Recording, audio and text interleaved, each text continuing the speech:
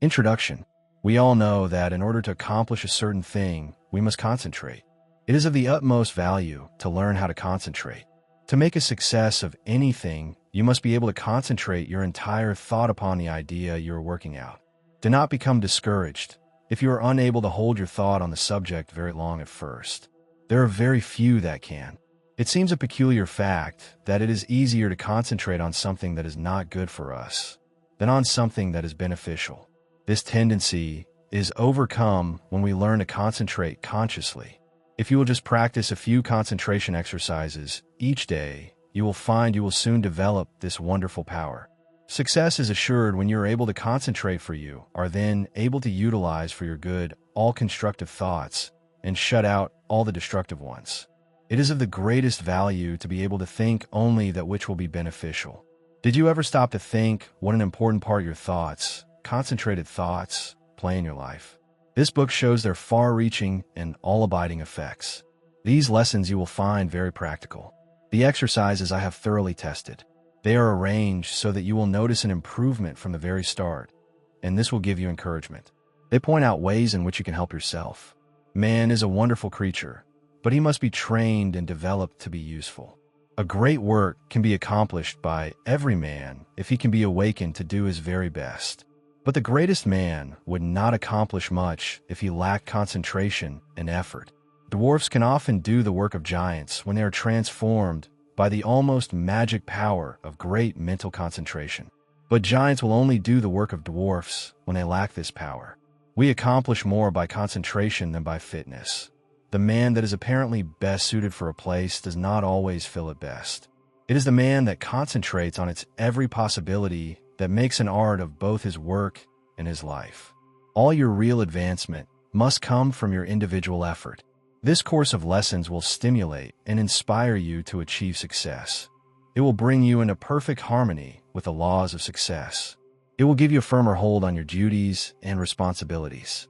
The methods of thought concentration given in this work, if put into practice, will open up interior avenues that will connect you with the everlasting laws of being and their exhaustless foundation of unchangeable truth. As most people are very different, it is impossible to give instructions that will be of the same value to all. The author has endeavored in these lessons to awaken that within the soul, which perhaps the book does not express. So study these lessons as a means of awakening and training that which is within yourself. Let all your acts and thoughts have the intensity and power of concentration. To really get the full benefit of these lessons, you should read a page, then close the book and thoughtfully recall its ideas. If you will do this, you will soon cultivate a concentrated mental habit, which will enable you to read with ordinary rapidity and remember all that you read. Just a small note before we begin. So many of you listen to this channel, and that means more than you know. But only a small few take a moment to subscribe, like, or share. If this book helps you even a little, consider joining that small circle. It costs nothing, and it's what keeps this channel alive. Now let's begin. Chapter 1. Concentration finds a way. Everyone has two natures. One wants us to advance, and the other wants to pull us back. The one that we cultivate and concentrate on decides what we are at the end. Both natures are trying to gain control. The will alone decides the issue. A man, by one supreme effort of the will, may change his whole career and almost accomplish miracles. You may be that man. You can be if you will to be, for we can find a way or make one. I could easily fill a book of cases where men plodding along in a matter-of-fact way were all at once aroused, and, as if awakening from a slumber, they developed the possibilities within them, and from that time on were different persons. You alone can decide when the turning point will come. It is a matter of choice whether we allow our diviner self to control us, or whether we will be controlled by the brute within us. No man has to do anything he does not want to do. He is therefore the director of his life, if he wills to be. What we are to do is the result of our training. We are like putty and can be completely controlled by our willpower. Habit is a matter of acquirement. You hear people say, he comes by this or that naturally, a chip off the old block, meaning that he is only doing what his parents did. This is quite often the case, but there is no reason for it. For a person can break a habit just the moment he masters the I will. A man may have been a good-for-nothing all his life up to this very minute, but from this time on he begins to amount to something. Even old men have suddenly changed and accomplished wonders. "I lost my opportunity," says one. That may be true, but by sheer force of will, we can find a way to bring us another opportunity. There is no truth in the saying that opportunity knocks at our door, but once in a lifetime. The fact is, opportunity never seeks us. We must seek it. What usually turns out to be one man's opportunity was another man's loss. In this day, one man's brain is matched against another's. It is often the quickness of brain action that determines the result. One man thinks, "I will do it," but while he procrastinates, the other goes ahead and does the work. They both have the same opportunity. The one will complain of his lost chance, but it should teach him a lesson, and it will, if he is seeking the path that leads to success. Many persons read good books, but say they do not get much good out of them. They do not realize that all any book or any lesson course can do is to awaken them to their possibilities, to stimulate them to use their willpower. You may teach a person from now until doomsday, but that person will only know what he learns himself. You can lead him to the fountain, but you can't make him drink. One of the most beneficial practices I know of is that of looking for the good in everyone and everything, for there is good in all things. We encourage a person by seeing his good qualities, and we also help ourselves by looking for them. We gain their good wishes, a most valuable asset sometimes. We get back what we give out. The time comes when most all of us need encouragement, need buoying up. So form the habit of encouraging others, and you will find it a wonderful tonic for both those encouraged and yourself, for you will get back encouraging and uplifting thoughts. Life furnishes us the opportunity to improve, but whether we do it or not depends upon how near we live up to what is expected of us. The first of each month, a person should sit down and examine the progress he has made. If he has not come up to expectations, he should discover the reason, and by extra exertion measure up to what is demanded next time. Every time that we fall behind what we plan to do, we lose just so much, for that time is gone forever. We may find a reason for doing it, but most excuses are poor substitutes for action. Most things are possible. Ours may be a hard task, but the harder the task, the greater the reward. It is the difficult things that really develop us.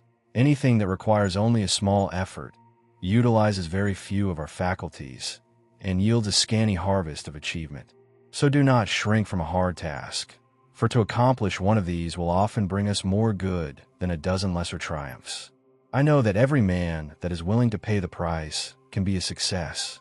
The price is not in money, but in effort.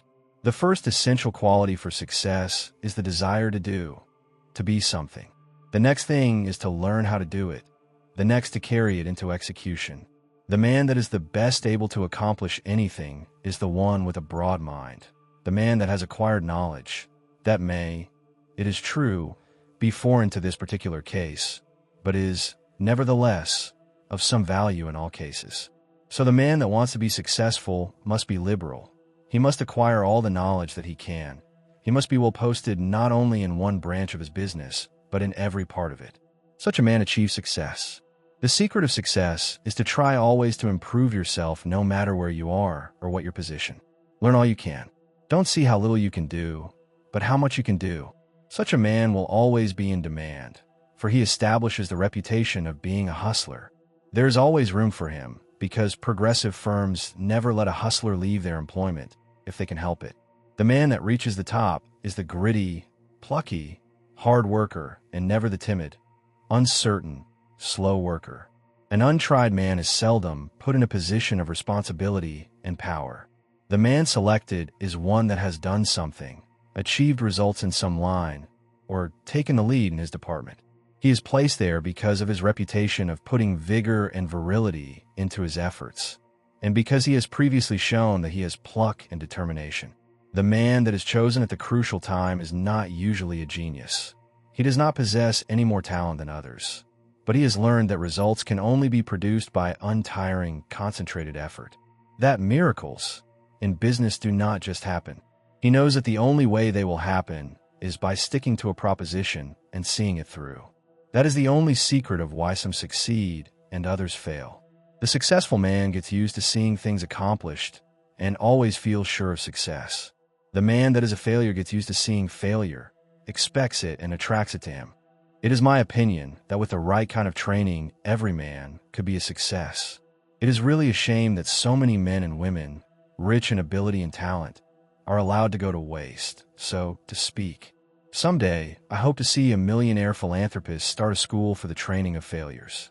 I'm sure he cannot put his money to a better use. In a year's time, the science of practical psychology could do wonders for him.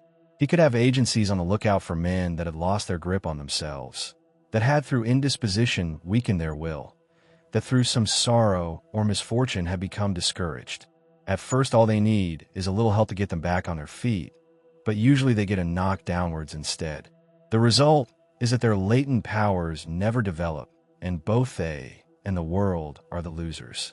I trust that in the near future, someone will heed the opportunity of using some of his millions in arousing men that have begun to falter. All they need to be shown is that there is within them an omnipotent source that is ready to aid them, providing they will make use of it. Their minds only have to be turned from despair to hope to make them regain their hold. When a man loses his grip today, he must win his redemption by his own will.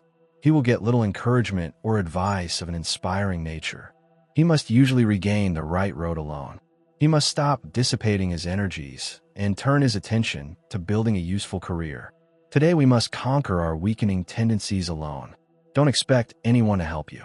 Just take one big brace, make firm resolutions, and resolve to conquer your weaknesses and vices. Really, none can do this for you. They can encourage you. That is all. I can think of nothing but lack of health that should interfere with one becoming successful. There is no other handicap that you should not be able to overcome. To overcome a handicap, all that it is necessary to do is to use more determination and grit and will. The man with grit and will may be poor today and wealthy in a few years. Willpower is a better asset than money. Will carry you over chasms of failure if you but give it the chance. The men that have risen to the highest positions have usually had to gain their victories against big odds. Think of the hardships many of our inventors have gone through before they became a success. Usually they have been very much misunderstood by relatives and friends. Very often they did not have the bare necessities of life. Yet, by sheer determination and resolute courage, they managed to exist somehow until they perfected their inventions, which afterwards greatly helped in bettering the condition of others.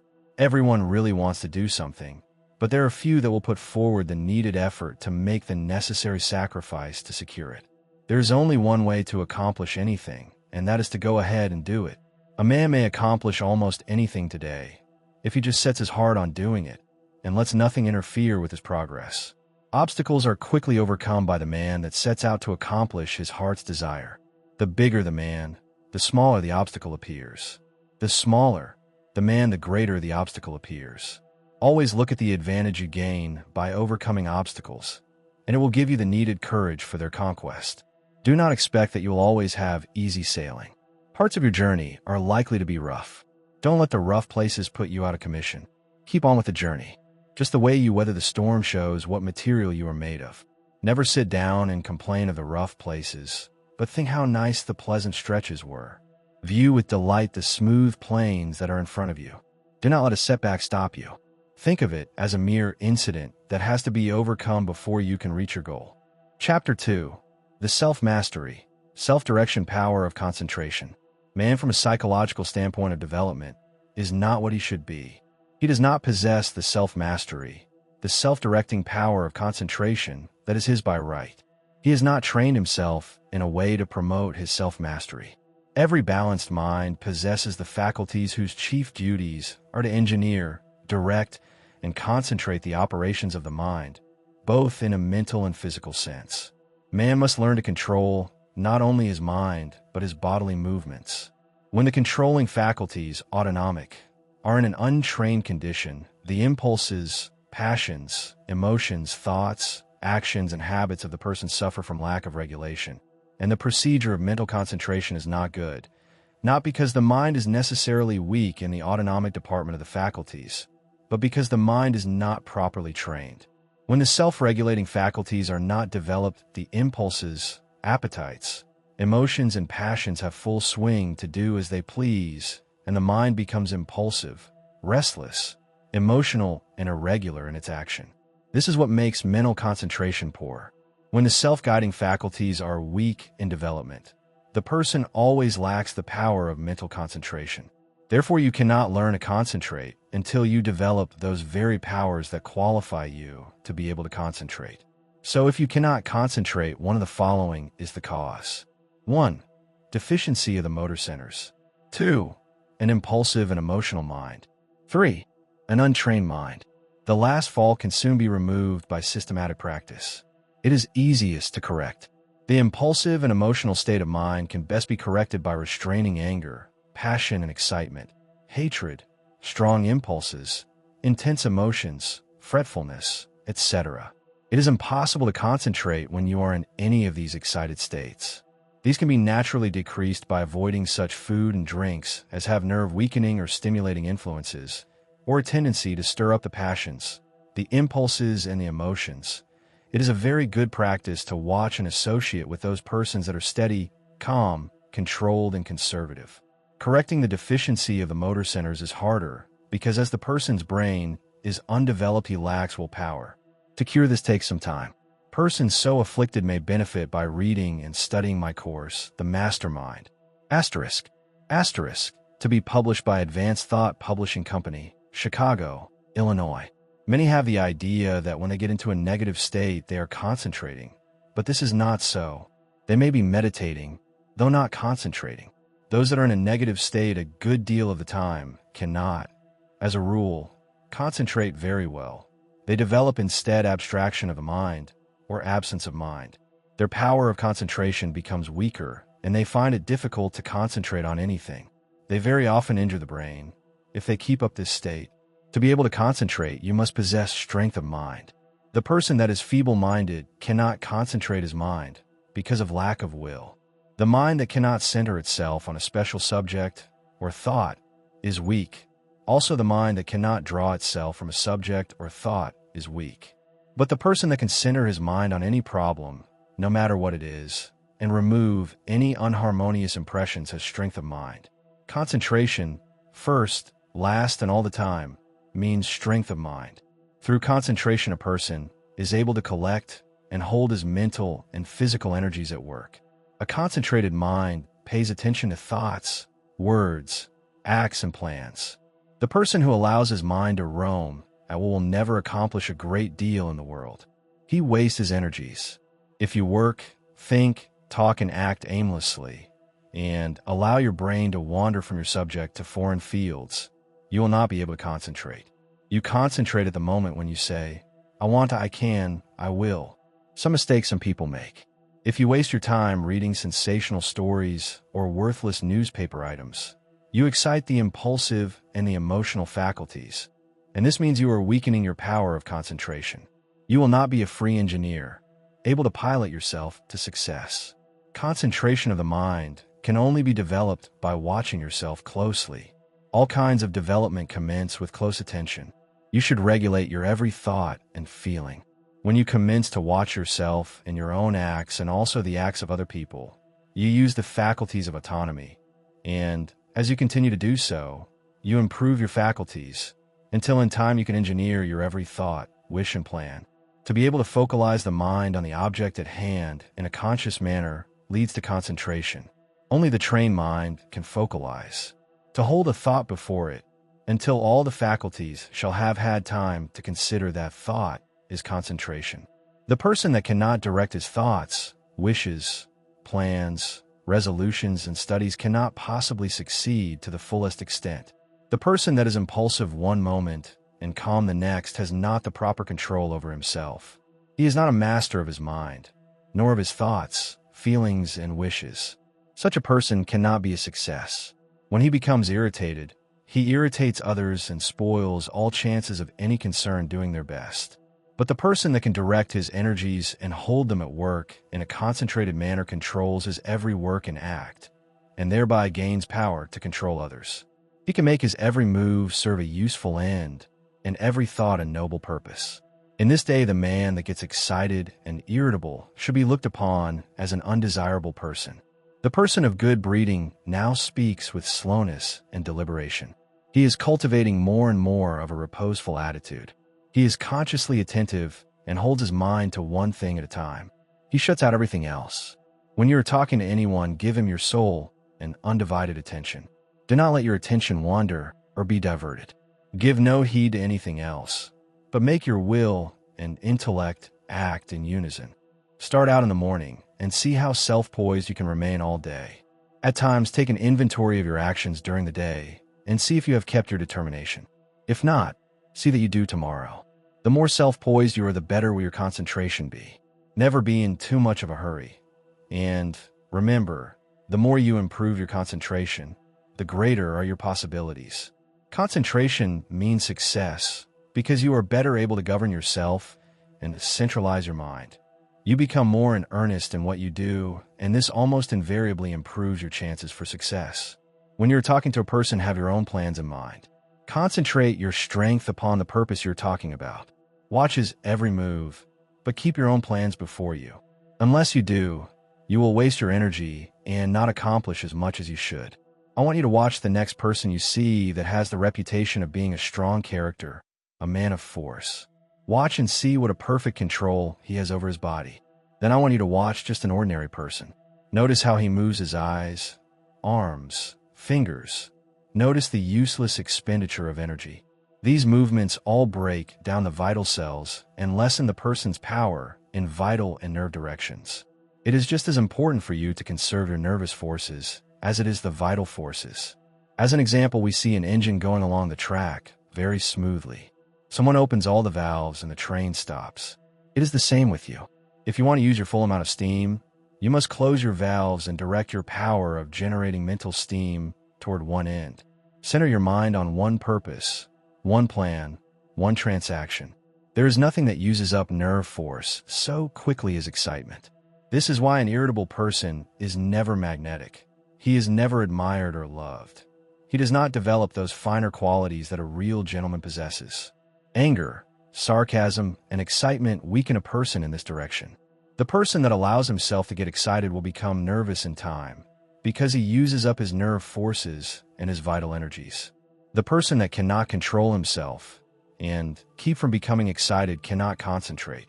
When the mind can properly concentrate, all the energy of every microscopic cell is directed into one channel, and then there's a powerful personal influence generated. Everyone possesses many millions of little trembling cells, and each one of these has a center where life and energy are stored up and generated. If this energy is not wasted but conserved and controlled, this person is influential, but when it is the opposite, he is not influential or successful. Just as it is impossible for a steam engine to run with all its valves open, so is it impossible for you to waste your energy and run at your top speed. Each neuron in the gray layers of the brain is a psychic center of thought and action. Each one is pulsating an intelligent force of some kind, and when this force, your thoughts and motions, are kept in check by a conservative, systematic, and concentrated mind, the result will be magnetism, vitality, and health.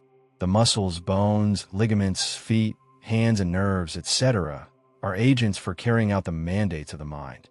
The sole purpose of the volitional faculties is to move the physical mechanism as the energy travels along the wires of nerves and muscles. Just for that reason, if you throw a voluntary control over these messages, impulses, thoughts, emotions, physical movements, and over these physical instruments, you develop your faculties of self-mastery, and to the extent you succeed here in proportion will you develop the power of concentration. Any exercise or work that excites the mind, stimulates the senses, calls the emotions and appetites into action, confuses, terrifies, or emotionalizes, weakens the power of concentration. This is why all kind of excitement is bad. This is the reason why persons who drink strong drinks, who allow themselves to get into fits of temper, who fight, who eat stimulating food, who sing and dance, and thus develop their emotions, who are sudden, vehement, and emotional, lack the power to concentrate. But those whose actions are slower and directed by their intelligence develop concentration. Sometimes dogmatic, willful, excitable persons can concentrate, but it is spasmodic, erratic concentration instead of controlled and uniform concentration. Their energy works by spells. Sometimes they have plenty, other times very little. It is easily excited, easily wasted. The best way to understand it is to compare it with the discharge of a gun. If the gun goes off when you want it to, it accomplishes the purpose, but if it goes off before you are ready for it, you will not only waste ammunition, but it is also likely to do some damage. That is just what most persons do. They allow their energy to explode, thus not only wasting it, but endangering others. They waste their power, their magnetism, and so injure their chance of success. Such persons are never well liked, and never will be until they gain control over themselves. It will be necessary for them to practice many different kinds of concentration exercises, and to keep them up for some time, they must completely overcome their sudden, erratic thoughts and regulate their emotions and movements. They must from morning to night train the mind to be steady and direct and keep the energies at work. The lower area of the brain is the storehouse of the energy. Most all persons have all the dynamic energy they need if they would concentrate it. They have the machine, but they must also have the engineer, or they will not go very far. The engineer is the self-regulating, directing power. The person that does not develop his engineering qualities will not accomplish much in life. The good engineer controls his every act. All work assists in development. By what you do, you either advance or degenerate. This is a good idea to keep always in mind. When you are uncertain whether you should do something or not, just think whether by doing it you will grow or deteriorate, and act accordingly. I am a firm believer in work when you work and play when you play. When you give yourself up to pleasure, you can develop concentration by thinking of nothing else but pleasure. When your mind dwells on love, think of nothing but this, and you will find you could develop a more intense love than you ever had before. When you concentrate your mind on the you, or real self, and its wonderful possibilities, you develop concentration and a higher opinion of yourself. By doing this systematically, you develop much power, because you cannot be systematic without concentrating on what you are doing. When you walk out into the country and inhale the fresh air, studying vegetation, trees, etc., you are concentrating. When you see that you are at your place of business at a certain time, each morning you are developing steadiness of habit and becoming systematic. If you form the habit of being on time one morning, a little late the next, and still later the following one, you are not developing concentration, but whenever you fix your mind on a certain thought and hold your mind on it at successive intervals, you develop concentration. If you hold your mind on some chosen object, you centralize your attention, just like the lens of the camera centralizes on a certain landscape. Therefore, always hold your mind on what you are doing, no matter what it is. Keep a careful watch over yourself, for unless you do, your improvement will be very slow. Practice inhaling long, deep breaths, not simply for the improvement of health, although that is no small matter, but also for the purpose of developing more power, more love, more life. All work assists in development. You may think it foolish to try to develop concentration by taking muscular exercises, but you must not forget that the mind is associated with muscle and nerve. When you steady your nerves and muscles, you steady your mind, but let your nerves get out of order and your mind will become erratic, and you will not possess the power of direction, which, in other words, is concentration. Therefore, you understand how important exercises that steady the nerves and muscles are in developing concentration. Everyone is continually receiving impulses that must be directed and controlled if one is to lead a successful life. That is the reason why a person must control the movements of his eyes, feet, fingers, etc. This is another reason why it is important to control his breathing. The slow, deep, prolonged exhalations are of wonderful value. They steady the circulation, the heart action, muscles, and nerves of the mind. If the heart flutters, the circulation is not regular, and when the lung action is uneven, the mind becomes unsteady and not fit for concentration. This is why controlled breathing is very important as a foundation for physical health. You must not only concentrate your mind, but also the action of the eyes, ears, and fingers.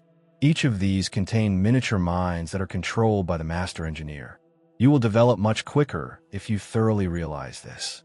If you have ever associated with big men or read their biographies, you will find that they usually let the others do the talking. It is much easier to talk than it is to listen. There is no better exercise for concentration than to pay close attention when someone is talking. Besides learning from what they have to say, you may develop both mental and physical concentration. When you shake hands with someone, just think of your hand as containing hundreds of individual minds, each having an intelligence of its own. When you put this feeling into your hand, shake it shows personality. When you shake hands in a listless way, it denotes timidity, lack of force and power of personality. When the hand grip is very weak and stiff, the person has little love in his nature, no passion and no magnetism. When the handshake is just the opposite, you will find that the nature is also. The loveless person is non-magnetic, and he shows that he is by his non-magnetic handshake. When two developed souls shake hands, their clasps are never light. There's a thrill that goes through both when the two currents meet. Love arouses the opposite currents of the positive and negative natures. When there is no love, life loses its charm. The hand quickly shows when love is being aroused. This is why you should study the art of handshaking and develop your social affections. A person that loves his kind reflects love, but a person that hates reflects hate. The person with a bad nature, a hateful disposition, evil thoughts, and feeling is erratic, freakish, and fitful. When you allow yourself to become irritable, watch how you breathe, and you will learn a valuable lesson. Watch how you breathe when you are happy. Watch your breathing when you harbor hate.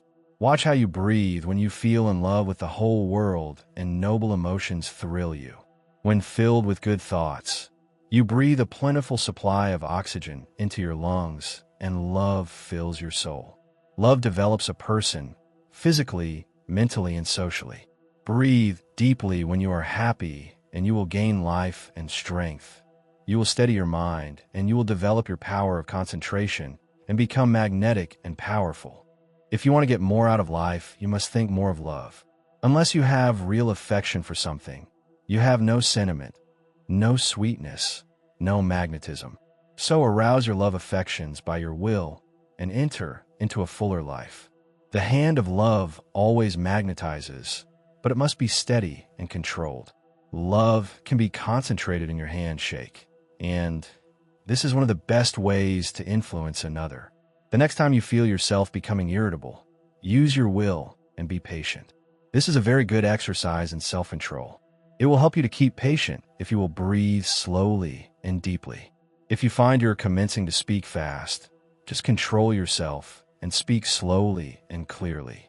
Keep from either raising or lowering your voice, and concentrate on the fact that you are determined to keep your poise, and you will improve your power of concentration. When you meet people of some consequence, assume a reposeful attitude before them. Do this at all times. Watch both them and yourself. Static exercises develop the motor faculties and increase the power of concentration. If you feel yourself getting irritable, nervous, or weak, stand squarely on your feet with your chest up and inhale deeply, and you will see that your irritability will disappear and a silent calm will pass over you. If you are in the habit of associating with nervous, irritable people, quit until you grow strong in the power of concentration, because irritable, angry, fretful, dogmatic, and disagreeable people will weaken what powers of resistance you have. Any exercises that give you better control of the ears, fingers, eyes, feet, help you to steady your mind. When your eye is steady, your mind is steady. One of the best ways to study a person is to watch his physical movements, for when we study his actions, we are studying his mind. Because actions are the expressions of the mind. As the mind is, so is the action. If it is uneasy, restless, erratic, unsteady, its actions are the same. When it is composed, the mind is composed. Concentration means control of the mind and body. You cannot secure control over one without the other. Many people who seem to lack ambition have sluggish minds. They are steady, patient, and seemingly have good control, but this does not say they are able to concentrate. These people are indolent, inactive, slow, and listless because they lack energy. They do not lose control because they have little force to control. They have no temper, and it therefore cannot disturb them.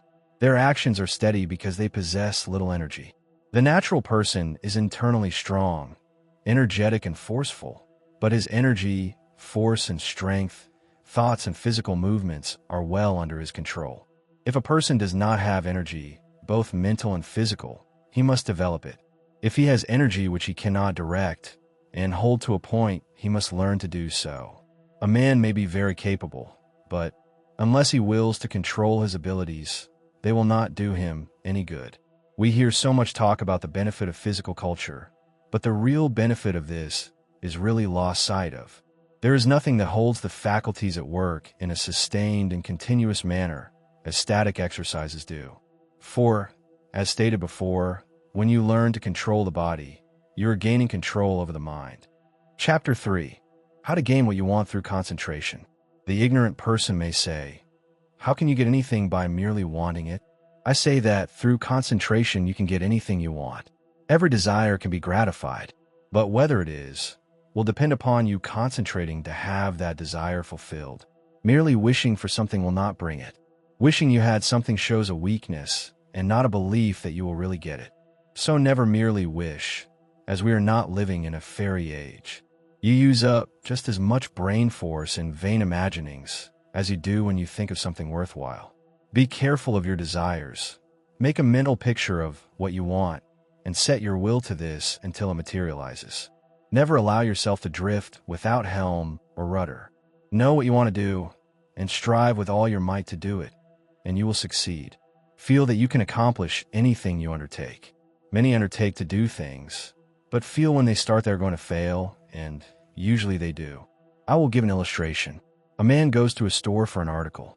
The clerk says, I am sorry, we have not it. But the man that is determined to get that thing inquires if he doesn't know where he can get it.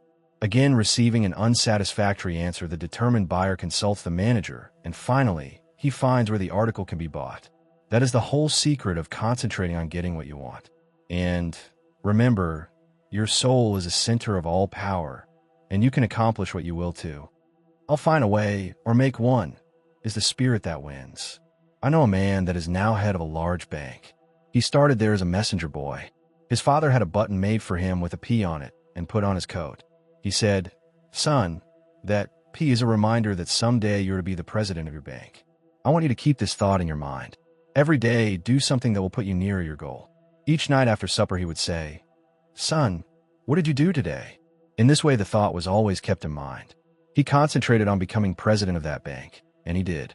His father told him never to tell anyone what that P stood for. A good deal of fun was made of it by his associates, and they tried to find out what it stood for, but they never did until he was made president, and then he told the secret. Don't waste your mental powers and wishes. Don't dissipate your energies by trying to satisfy every whim. Concentrate on doing something really worthwhile. The man that sticks to something is not the man that fails.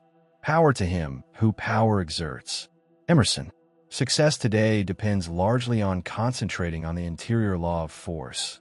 For when you do this, you awaken those thought powers or forces, which, when used in business, ensures permanent results. Until you are able to do this, you have not reached your limit in the use of your forces. This great universe is interwoven with myriads of forces. You make your own place, and whether it is important depends upon you. Through the indestructible and unconquerable law, you can in time accomplish all right things, and therefore do not be afraid to undertake whatever you really desire to accomplish and are willing to pay for an effort. Anything that is right is possible. That which is necessary will inevitably take place. If something is right, it is your duty to do it, though the whole world thinks it to be wrong. God and one are always a majority, or in plain words, that omnipotent interior law which is God, and the organism that represents you is able to conquer the whole world if your cause is absolutely just. Don't say, I wish I was a great man. You could do anything that is proper and you want to do. Just say, you can. You will. You must. Just realize this, and the rest is easy. You have the latent faculties and forces to subdue anything that tries to interfere with your plans. Let the troubles and responsibilities of life come thick and fast. I am ready for them. My soul is unconquerable. I represent the infinite law of force, or of all power. This God within is my all-sufficient strength and ever-present help in time of trouble. The more difficulties, the greater its triumphs through me. The harder my trials, the faster are going the development of my inherent strength. Let all else fail me. This interior alliance is all-sufficient. The right must prevail. I demand wisdom and power to know and follow the right. My higher self is all-wise. I now draw nearer to it. Chapter 4. Concentration, the silent force that produces results in all business. I want you first to realize how powerful thought is. A thought of fear has turned a person's hair gray in night. A prisoner condemned to die was told that if he would consent to an experiment and live through it, he would be freed. He consented. They wanted to see how much blood a person could lose and still live. They arranged that blood would apparently drop from a cut made in his leg. The cut made was very slight, from which practically no blood escaped. The room was darkened, and the prisoner thought the dropping he heard was really coming from his leg. The next morning he was dead through mental fear. The two above illustrations will give you a little idea of the power of thought. To thoroughly realize the power of thought is worth a great deal to you. Through concentrated thought power, you can make yourself whatever you please. By thought, you can greatly increase your efficiency and strength. You are surrounded by all kinds of thoughts, some good, others bad, and you are sure to absorb some of the latter if you do not build up a positive mental attitude. If you will study the needless moods of anxiety, worry, despondency, discouragement, and others that are the result of uncontrolled thoughts, you will realize how important the control of your thoughts are. Your thoughts make you what you are. When I walk along the street and study the different people's faces, I can tell how they spent their lives. It all shows in their faces, just like a mirror reflects their physical countenances. In looking in those faces, I cannot help thinking how most of the people you see have wasted their lives. The understanding of the power of thought will awaken possibilities within you that you never dreamed of. Never forget that your thoughts are making your environment, your friends, and as your thoughts change, these will also. Is this not a practical lesson to learn? Good thoughts are constructive. Evil thoughts are destructive. The desire to do right carries with it a great power. I want you to thoroughly realize the importance of your thoughts and how to make them valuable, to understand that your thoughts come to you over invisible wires and influence you. If your thoughts are of a high nature, you become connected with people of the same mental caliber and you're able to help yourself. If your thoughts are tricky, you will bring tricky people to deal with you who will try to cheat you. If your thoughts are right kind, you will inspire confidence in those with whom you are dealing. As you gain the goodwill of others, your confidence and strength will increase. You will soon learn the wonderful value of your thoughts and how serene you can become even when circumstances are the most trying. Such thoughts of right and good will bring you into harmony with people that amount to something in the world and that are able to give you help if you should need it, as nearly everyone does at times. You can now see why it is so important to concentrate your thoughts in the proper channels. It is very necessary that people should have confidence in you. When two people meet, they have not the time to look each other up. They accept each other according to instinct, which can usually be relied on. You meet a person and his attitude creates a suspicion in you. The chances are you cannot tell why, but something tells you, have no dealings with him, for if you do, you will be sorry. Thoughts produce actions. Therefore, be careful of your thoughts. Your life will be molded by the thoughts you have. A spiritual power is always available to your thought, and when you are worthy, you can attract all the good things without a great effort on your part. The sun's rays shine down on our gardens, but we can plant trees that will interfere with the sunlight. There are invisible forces ready to help you if you do not think and act to intercept these. These forces work silently. You reap what you sow. You have concentrated within powers that, if developed, will bring you happiness greater than you can even imagine. Most people go rushing through life, literally driving away the very things they seek. By concentration, you can revolutionize your life, accomplish infinitely more, and without a great effort. Look within yourself, and you'll find the greatest machine ever made. How to speak wisely. In order to speak wisely, you must secure at least a partial concentration of the faculties and forces upon the subject at hand. Speech interferes with the focusing powers of a mind, as it withdraws the attention to the external, and therefore is hardly to be compared with that deep silence of the subconscious mind, where deep thoughts and the silent forces of high potency are evolved. It is necessary to be silent before you can speak wisely. The person that is really alert and well poised and able to speak wisely under trying circumstances is the person that has practiced in the silence. Most people do not know what the silence is and think it is easy to go into the silence, but this is not so. In the real silence, we become attached to that interior law, and the forces become silent because they are in a state of high potency or beyond the vibratory sounds to which our external ears are attuned. He who desires to become above the ordinary should open up for himself the interior channels which lead to the absolute law of the omnipotent. You can only do this by persistently and intelligently practicing thought concentration. Hold the thought. In silence, I will allow my higher self to have complete control. I will be true to my higher self. I will live true to my conception of what is right. I realize that it is to my self-interest to live up to my best. I demand wisdom so that I may act wisely for myself and others. In the next chapter, 1 will tell you of the mysterious law, which links all humanity together by the powers of cooperative thought and chooses for us companionship and friends. Chapter 5. How concentrated thought links all humanity together. It is within your power to gratify your every wish. Success is the result of the way you think. I will show you how to think to be successful. The power to rule and attract success is within yourself. The barriers that shut these off from you are subject to your control. You have unlimited power to think, and this is the link that connects you with your omniscient source. Success is the result of certain moods of mind or ways of thinking. These moods can be controlled by you and produced at will. You have been evolved to what you are from a lowly atom because you possess the power to think. This power will never leave you, but will keep urging you on until you reach perfection. As you evolve, you create new desires, and these can be gratified. The power to rule lies within you. The barriers that keep you from ruling are also within you. These are the barriers of ignorance. Concentrated thought will accomplish seemingly impossible results and make you realize your fondest ambitions. At the same time that you break down barriers of limitation, new ambitions will be awakened. You begin to experience conscious thought constructions. If you will just realize that through deep concentration, you become linked with thoughts of omnipotence, you will kill out entirely your belief in your limitations, and at the same time will drive away all fear and other negative and destructive thought forces which constantly work against you. In the place of these, you will build up a strong assurance that your every venture will be successful.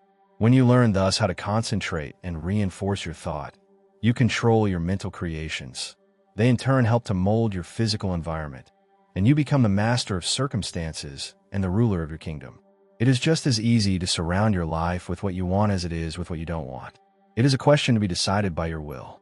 There are no walls to prevent you from getting what you want, providing you want what is right. If you choose something that is not right, you are in opposition to the omnipotent plans of the universe and deserve to fail. But if you will base your desires on justice and goodwill, you avail yourself of the helpful powers of universal currents, and instead of having a handicap to work against, can depend upon ultimate success, though the outward appearances may not at first be bright. Never stop to think of temporary appearances, but maintain an unfaltering belief in your ultimate success. Make your plans carefully, and see that they are not contrary to the tides of universal justice. The main thing for you to remember is to keep at bay the destructive and opposing forces of fear and anger and their satellites. There is no power so great as the belief which comes from the knowledge that your thought is in harmony with the divine laws of thought and the sincere conviction that your cause is right. You may be able seemingly to accomplish results for a time, even if your cause is unjust, but the results will be temporary, and, in time, you'll have to tear down your thought edifice and build on the true foundation of right. Plans that are not built on truth produce discordant vibrations and are therefore self-destructive. Never try to build until you can build right. It is a waste of time to do anything else. You may temporarily put aside your desire to do right, but its true vibrations will interfere with your unjust plans until you are forced back into righteous paths of power. All just causes succeed in time, though temporarily they may fail. So if you should face the time when everything seems against you, quiet your fears, drive away all destructive thoughts, and uphold the dignity of your moral and spiritual life. Where there is a will, there is a way.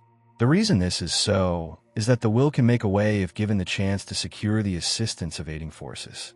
The more it is developed, the higher the way to which it will lead. When everything looks gloomy and discouraging, then is the time to show what you are made of by rejoicing that you can control your moods by making them as calm, serene, and bright as if prosperity were yours. Be faithful in sowing the thought seeds of success, in perfect trust that the sun will not cease to shine and bring a generous harvest in one season. It is not always necessary to think of the success of a venture when you are actually engaged in it. For when the body is inactive, the mind is most free to catch new ideas that will further the opportunity you are seeking. When you are actually engaged in doing something, you are thinking in the channels you have previously constructed, and the work does not have to be done over again. When you are in a negative mood, the intuitions are more active, for you are not then controlling your thoughts by the will. Everything we do should have the approval of the intuition. When you are in a negative mood, you attract thoughts of similar nature through the law of affinity. That is why it is so important to form thoughts of a success nature to attract similar ones. If you have never made a study of this subject, you may think this is all foolishness, but it is a fact that there are thought currents that unerringly bring thoughts of a similar nature. Many persons who think of failure actually attract failure by their worries, their anxieties, their overactivity. These thoughts are bound to bring failure. When you once learn the laws of thought and think of nothing but good, truth, success, you will make more progress with less effort than you ever made before. There are forces that can aid the mind that are hardly dreamed of by the average person. When you learn to believe more in the value of thought and its laws, you will be led aright and your business gains will multiply. The following method may assist you in gaining better thought control. If you are unable to control your fears, just say to your faulty determination, "Do not falter or be afraid, for I am not really alone. I am surrounded by invisible forces that will assist me to remove the unfavorable appearances." Soon you will have more courage. The only difference between the fearless man and the fearful one is in his will, his hope. So if you lack success, believe in it, hope for it, claim it. You can use the same method to brace up your thoughts of desire, aspiration, imagination, expectation, ambition, understanding, trust, and assurance. If you get anxious, angry, discouraged, undecided, or worried, it is because you are not receiving the cooperation of the higher powers of your mind. By your will, you can so organize the powers of the mind that your moods change only as you want them to instead of as circumstances affect you. I was recently asked if I advise concentrating on what you eat or what you see while walking. My reply was that no matter what you may be doing, when in practice, think of nothing else but that act of the time. The idea is to be able to control your unimportant acts. Otherwise, you set up a habit that it will be hard to overcome because your faculties have not been in the habit of concentrating. Your faculties cannot be disorganized one minute and organized the next. If you allow the mind to wander while you're doing small things, it will be likely to get into mischief and make it hard to concentrate on the important act when it comes. The man that is able to concentrate is the happy, busy man. Time does not drag with him. He always has plenty to do. He does not have time to think over past mistakes, which would make him unhappy. If despite our discouragement and failures, we claim our great heritage, life and truth and force, like an electric current, will permeate our lives until we enter into our birthright in eternity. The will does not act with clearness, decision, and promptness unless it is trained to do so. There are comparatively few that really know what they are doing every minute of the day. This is because they do not observe with sufficient orderliness and accuracy to know what they are doing. It is not difficult to know what you're doing all the time, if you will just practice concentration and with a reposeful deliberation, and train yourself to think clearly, promptly, and decisively. If you allow yourself to worry or hurry in what you're doing, this will not be clearly photographed upon the sensitized plate of the subjective mind, and you therefore will not be really conscious of your actions. So practice accuracy and concentration of thought, and also absolute truthfulness, and you will soon be able to concentrate. Chapter 6. The Training of the Will to Do. The will to do is the greatest power in the world that is concerned with human accomplishment, and no one can in advance determine its limits. The things that we do now would have been a few ages ago impossibilities. Today, the safe maxim is, all things are possible. The will to do is a force that is strictly practical, yet it is difficult to explain just what it is. It can be compared to electricity because we know it only through its cause and effects. It is a power we can direct, and to just the extent we direct it, do we determine our future.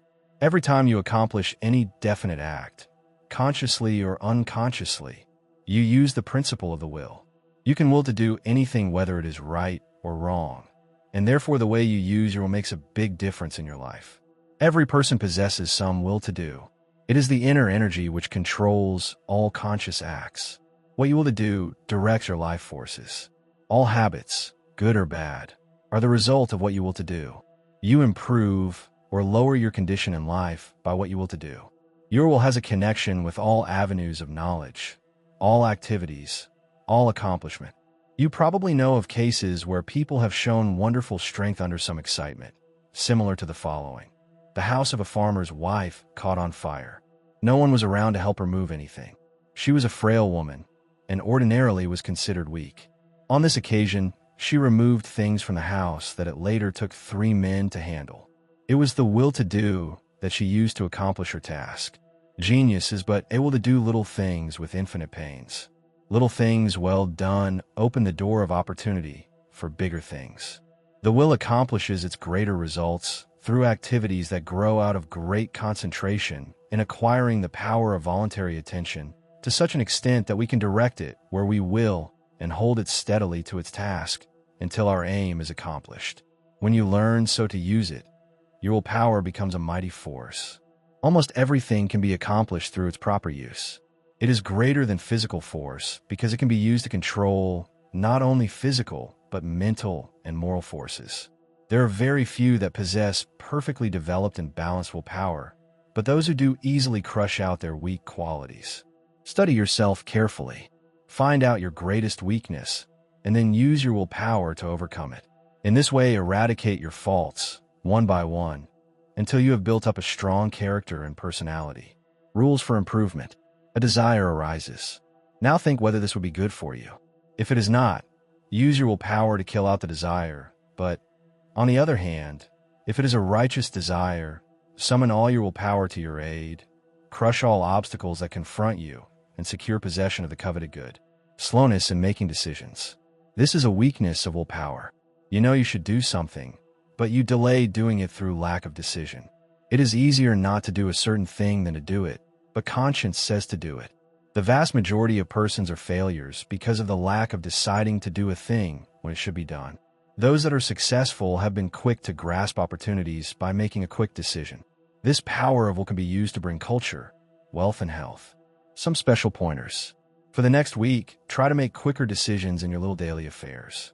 Set the hour you wish to get up, and arise exactly at the fixed time. Anything that you should accomplish, do on or ahead of time. You want, of course, to give due deliberation to weighty matters, but by making quick decisions on little things you will acquire the ability to make quick decisions in bigger things. Never procrastinate. Decide quickly one way or the other, even at the risk of deciding wrong. Practice this for a week or two and notice your improvement. The lack of initiative. This, too, keeps many men from succeeding. They have fallen into the way of imitating others in all that they do.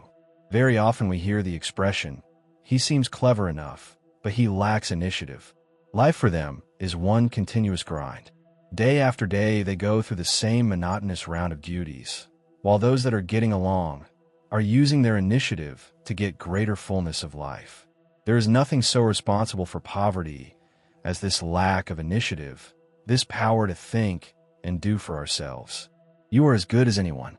You have willpower, and if you use it, you will get your share of the luxuries of life. So use it to claim your own. Don't depend on anyone else to help you. We have to fight our own battles. All the world loves a fighter, while the coward is despised by all. Every person's problems are different, so I can only say, analyze your opportunities and conditions and study your natural abilities. Form plans for improvement, and then put them into operation. Now, as I said before, don't just say, "I'm going to do so and so," but carry your plan into execution. Don't make an indefinite plan, but a definite one, and then don't give up until your object has been accomplished. Put these suggestions into practice with true earnestness, and you will soon note astonishing results, and your whole life will be completely changed. An excellent motto for one of pure motives is, "Through my willpower, I dare do what I want to." You will find this affirmation has a very strengthening effect. The spirit of perseverance. The spirit of stick-to-itiveness is the one that wins. Many go just so far and then give up, whereas if they had persevered a little longer, they would have won out. Many have much initiative, but instead of concentrating it into one channel, they diffuse it through several, thereby dissipating it to such an extent that its effect is lost. Develop more determination, which is only the will to do, and when you start out to do something, stick to it until you get results. Of course, before starting anything, you must look ahead and see what the finish leads to. You must select a road that will lead to somewhere rather than nowhere. The journey must be productive of some kind of substantial results. The trouble with so many young men is that they launch enterprises without any end in sight. It is not so much the start as the finish of a journey that counts. Each little move should bring you nearer the goal which you planned to reach before the enterprise began. Lack of perseverance is nothing but the lack of the will to do. It takes the same energy to say, "I will continue," as to say, "I give up." Just the moment you say the latter, you shut off your dynamo, and your determination is gone. Every time you allow your determination to be broken, you weaken it. Don't forget this. Just the instant you notice your determination beginning to weaken, concentrate on it, and by sheer willpower, make it continue on the job. Never try to make a decision when you are not in a calm state of mind. If in a quick temper, you are likely to say things you afterwards regret. In anger, you follow impulse rather than reason. No one can expect to achieve success if he makes decisions when not in full control of his mental forces. Therefore, make it a fixed rule to make decisions only when at your best. If you have a quick temper, you can quickly gain control over it by a simple rule of counting backwards. To count backwards requires concentration, and you thus quickly regain a calm state. In this way, you can break the temper habit. It would do a lot of good to think over what you said and thought the last time you were angry. Persevere until you see yourself as others see you. It would do no harm to write the scene out in story form and then sit in judgment of the character that played your part. Special instructions to develop the will to do. This is a form of mental energy, but requires the proper mental attitude to make it manifest. We hear of people having wonderful willpower, which really is wrong. It should be said that they use their willpower, while with many it is a latent force. I want you to realize that no one has a monopoly on willpower. There is plenty for all. What we speak of as willpower is but the gathering together of mental energy, the concentration power at one point. So never think of that person as having a stronger will than yours. Each person will be supplied with just that amount of willpower that he demands. You don't have to develop willpower if you constantly make use of all you have. And remember, the way in which you use it determines your fate, for your life is molded to great extent by the use you make of your will. Unless you make proper use of it, you have neither independence nor firmness. You are unable to control yourself and become a mere machine for others to use. It is more important to learn to use your will than to develop your intellect. The man that has not learned how to use his will rarely decides things for himself, but allows his resolutions to be changed by others. He fluctuates from one opinion to another, and of course does not accomplish anything out of the ordinary, while his brother with the train will take his place among the world's leaders. Chapter 7. The Concentrated Mental Demand. The mental demand is the potent force in achievement. The attitude of the mind affects the expression of the face, determines action, changes our physical condition, and regulates our lives. I will not here attempt to explain the silent force that achieves results. You want to develop your mental powers so you can affect the things sought, and that is what I want to teach you. There is wonderful power and possibility in the concentrated mental demand. This, like all other forces, is controlled by laws. It can, like all other forces, be wonderfully increased by consecutive, systematized effort. The mental demand must be directed by every power of the mind, and every possible element should be used to make the demand materialize. You can so intently desire a thing that you can exclude all distracting thoughts. When you practice this singleness of concentration until you attain the end sought, you have developed a will capable of accomplishing whatever you wish. As long as you can only do the ordinary things, you will be counted in the mass of mediocrity. But just as quick as you surpass others by even comparatively small measure, you are classed as one of life's successes. So, if you wish to emerge into prominence, you must accomplish something more than the ordinary man or woman. It is easy to do this if you will, but concentrate on what you desire and put forth your best effort. It is not the runner with the longest legs or the strongest muscles that wins the race, but the one that can put forth the greatest desire force. You can best understand this by thinking of an engine. The engine starts up slowly, the engineer gradually extending the throttle to the top notch. It is then keyed up to its maximum speed. The same is true of two runners. They start off together, and gradually they increase their desire to go faster. The one that has the greatest intensity of desire will win. He may outdistance the other by only a fraction of an inch, yet he gets the laurels. The men that are looked upon as the world's successes have not always been men of great physical power, nor at the start did they seem very well adapted to the conditions which encompass them. In the beginning they were not considered men of superior genius, but they won their success by their resolution to achieve results in their undertakings by permitting no setback to dishearten them, no difficulties to daunt them. Nothing could turn them or influence them against their determination. They never lost sight of their goal. In all of us, there is this silent force of wonderful power. If developed, it can overcome conditions that would seem insurmountable. It is constantly urging us on to greater achievement. The more we become acquainted with it, the better strategists we become, the more courage we develop, and the greater the desire within us for self-expression and activity along many lines. No one will ever be a failure if he becomes conscious of this silent force within that controls his destiny. But without the consciousness of this inner force, you will not have a clear vision, and external conditions will not yield to the power of your mind. It is the mental resolve that makes achievement possible. Once this has been formed, it should never be allowed to cease to press its claim until its object is attained. To make plans work out at will, at times, be necessary to use every power of your mind. Patience, perseverance, and all the indomitable forces within one will have to be mustered and used with the greatest effectiveness. Perseverance is the first element of success. In order to persevere, you must be ceaseless in your application. It requires you to concentrate your thoughts upon your undertaking and bring every energy to bear upon, keeping them focused upon it until you have accomplished your aim. To quit short of this is to weaken all future efforts.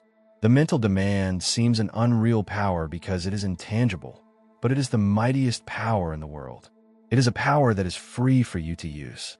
No one can use it for you. The mental demand is not a visionary one. It is a potent force, which you can use freely without cost.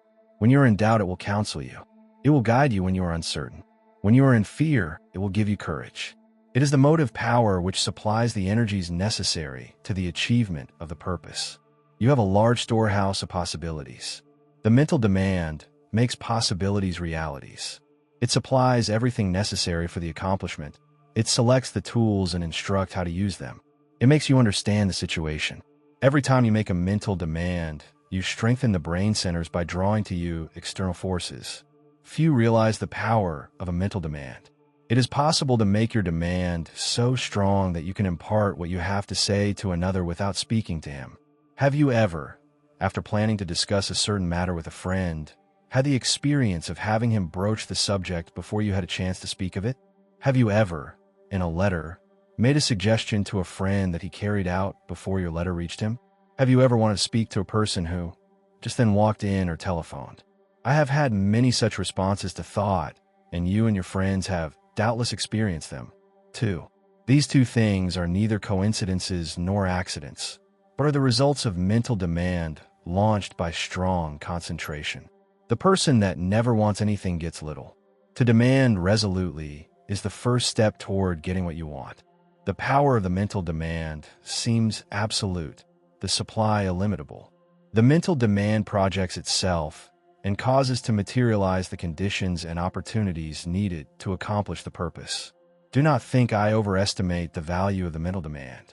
It brings the fuller life if used for only righteous purposes. Once the mental demand is made, however, never let it falter. If you do, the current that connects you with your desire is broken.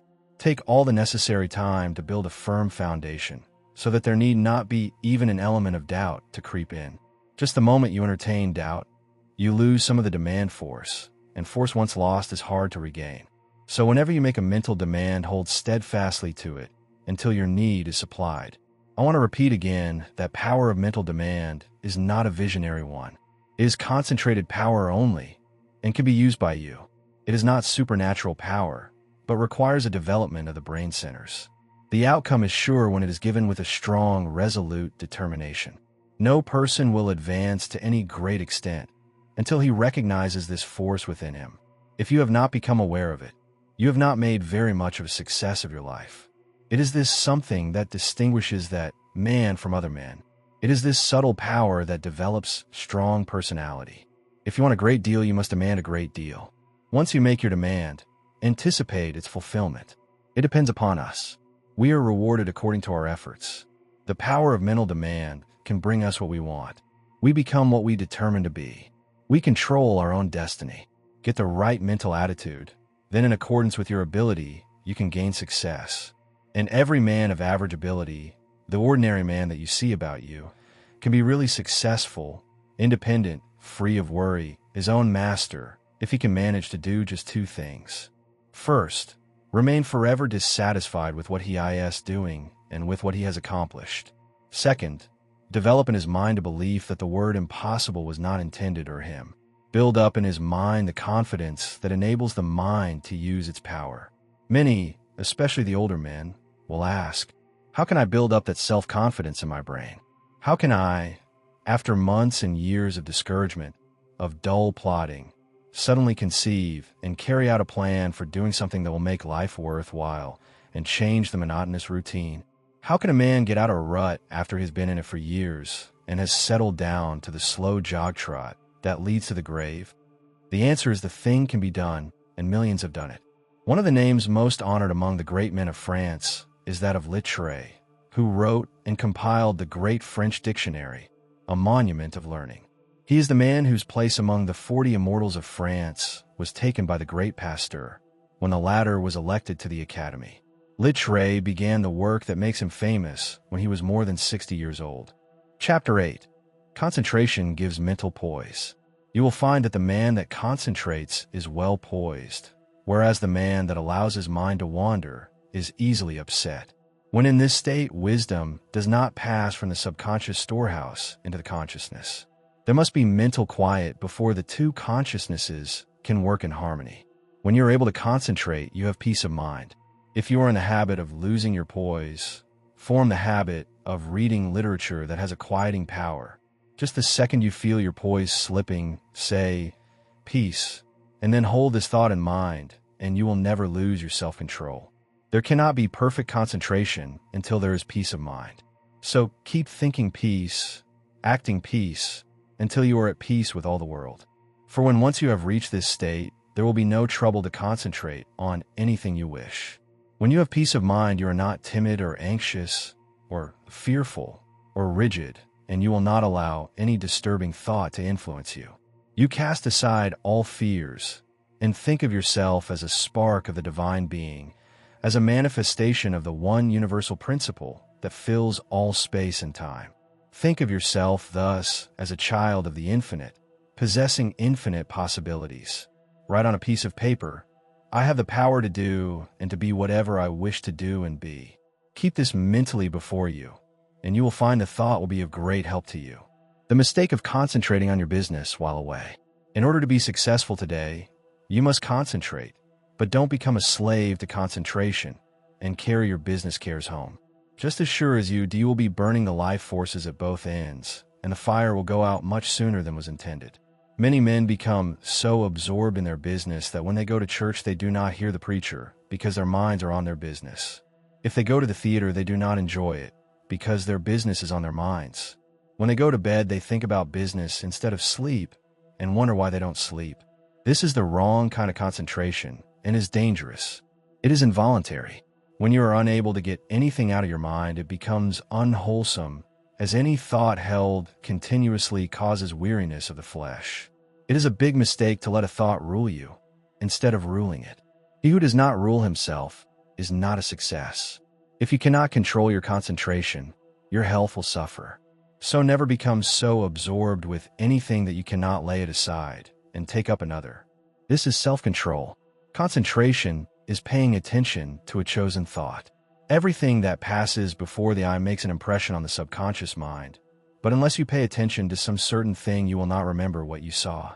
For instance, if you walk down a busy street without seeing anything that attracted your particular attention, you could not recall anything you saw. So you see only what attracts your attention. If you work, you only see and remember what you think about.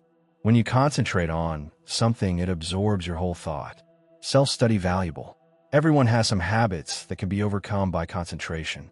We will say, for instance, you are in the habit of complaining or finding fault with yourself or others, or imagining that you do not possess the ability of others, or feeling that you are not as good as someone else, or that you cannot rely on yourself, or harboring any similar thoughts or thoughts of weakness.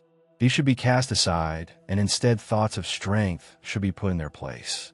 Just remember, every time you think of yourself as being weak, in some way you're making yourself so by thinking you are. Our mental conditions make us what we are. Just watch yourself and see how much time you waste in worrying, fretting, and complaining. The more of it you do, the worse off you are. Just the minute you are aware of thinking a negative thought, immediately change to a positive one. If you start to think of failure, change to thinking of success. You have the germ of success within you. Care for it the same as the setting hen broods over the eggs, and you can make it a reality. You can make those that you come in contact with feel as you do, because you radiate vibrations of the way you feel, and your vibrations are felt by others. When you concentrate on a certain thing, you turn all the rays of your vibrations on this. Thought is the directing power of all life's vibrations. If a person should enter a room with a lot of people and feel as if he were a person of no consequence, no one would know he was there unless they saw him. And even if they did, they would not remember seeing him, because they were not attracted towards him. But let him enter the room feeling that he was magnetic, and concentrating on this thought, others would feel his vibration. So remember, the way you feel, you can make others feel. This is the law. Make yourself a concentrated dynamo from which your thoughts vibrate to others. Then you are a power in the world. Cultivate the art of feeling. For as I said before, you can only make others feel what you feel. If you will study all of the great characters of history, you will find that they were enthusiastic. First, they were enthusiastic themselves, and then they could arouse others' enthusiasm. It is latent in everyone. It is a wonderful force when once aroused. All public men, to be a success, have to possess it. Cultivate it by concentration. Set aside some hour of the day, wherein to hold rapt converse with the soul. Meditate with sincere desire and contrite heart, and you will be able to accomplish that which you have meditated on. This is the keynote of success. Think, speak, and act just as you wish to be, and you will be that which you wish to be. You are just what you think you are, and not what you may appear to be. You may fool others, but not yourself. You may control your life and actions, just as you can control your hands. If you want to raise your hand, you must first think of raising it. If you want to control your life, you must first control your thinking. Easy to do, is it not? Yes, it is, if you will but concentrate on what you think about. For he only can that says he will. How can we secure concentration? To this question, the first and last answer must be by interest and strong motive. The stronger the motive, the greater the concentration. Eustace Miller, M.D. The successful lives are the concentrated lives. The utterly helpless multitude that sooner or later have to be cared for by charity are those that were never able to concentrate and who have become the victims of negative ideas. Train yourself so you'll be able to centralize your thought and develop your brain power and increase your mental energy, or you could be a slacker, a drifter, a quitter, or a sleeper. It all depends on how you concentrate or centralize your thoughts. Your thinking then becomes a fixed power, and you do not waste time thinking about something that would not be good for you. You pick out the thoughts that will be the means of bringing you what you desire, and they become a material reality. Whatever we create in the thought world will someday materialize. That is the law. Don't forget this. In the old days, men drifted without concentration, but this is a day of efficiency, and therefore all of our efforts must be concentrated if we are to win any success worth the name. Why people often do not get what they concentrate on? Because they sit down in hopeless despair and expect it to come to them. But if they will just reach out for it with their biggest effort, they will find it is within their reach. No one limits us but ourselves. We are what we are today as the result of internal conditions. We can control the external conditions. They are subject to our will. Through our concentration, we can attract what we want, because we became in rapport with the universal forces from which we can get what we want. You have watched races, no doubt. They all line up together. Each has his mind set on getting to the goal before the others. This is one kind of concentration. A man starts to think on a certain subject. He has all kinds of thoughts come to him. But by concentration, he shuts out all these, but the one he has chosen. Concentration is just a case of willing to do a certain thing and doing it. If you want to accomplish anything, first put yourself in a concentrating, reposeful, receptive, acquiring frame of mind. In tackling unfamiliar work, make haste slowly and deliberately, and then you will secure that interior activity, which is never possible when you're in a hurry or under a strain. When you think hard or try to hurry results too quickly, you generally shut off the interior flow of thoughts and ideas. You have often, no doubt, tried hard to think of something, but could not. But just as soon as you stopped trying to think of it, it came to you. Chapter 9. Concentration can overcome bad habits. Habits make or break us to a far greater extent than we like to admit. Habit is both a powerful enemy and wonderful ally of concentration. You must learn to overcome habits which are injurious to concentration, and to cultivate those which increase it. The large majority of people are controlled by their habits, and are buffeted around by them like waves of the ocean, tossing a piece of wood. They do things in a certain way because of the power of habit. They seldom ever think of concentrating on why they do them this or that way, or study to see if they could do them in a better way. Now, my object in this chapter is to get you to concentrate on your habits, so you can find out which are good and which are bad for you. You will find that by making a few needed changes, you can make even those that are not good for you of service. The good habits you can make much better. The first thing I want you to realize is that all habits are governed consciously or unconsciously by the will. Most of us are forming new habits all the time. Very often, if you repeat something several times in the same way, you will have formed the habit of doing it that way. But the oftener you repeat it, the stronger that habit grows, and the more deeply it becomes embedded in your nature. After a habit has been in force for a long time, it becomes almost a part of you, and is therefore hard to overcome. But you can still break any habit by strong concentration on its opposite. All our life, so far as it has definite form, is but a mass of habits, practical, emotional, and intellectual, systematically organized, for our weal or woe, and bearing us irresistibly toward our destiny, whatever the latter may be. We are creatures of habits, imitators and copiers of our past selves. We are liable to be bent or curved, as we can bend a piece of paper, and each fold leaves a crease, which makes it easier to make the folder the next time. The intellect and will are spiritual functions. Still, they are immersed in matter, and to every movement of theirs corresponds a movement in the brain, that is, in their material correlative. This is why habits of thought and habits of willing can be formed. All physical impressions are the carrying out of the actions of the will and intellect. Our nervous systems are what they are today because of the way they have been exercised. As we grow older, most of us become more and more like automatic machines. The habits we have formed increase in strength.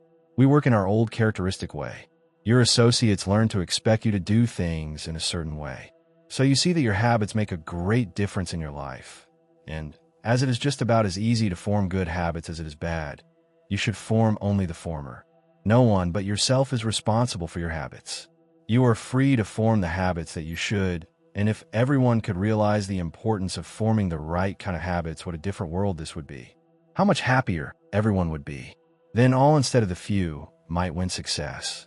Habits are formed more quickly when we are young, but if we have already passed the youthful plastic period, the time to start to control our habits is right now, as we will never be any younger.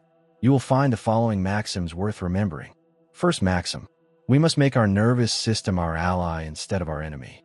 Second maxim: in the acquisition of a new habit, as in the leaving off of an old one, we must take care to launch ourselves with as strong and decided an initiative as possible.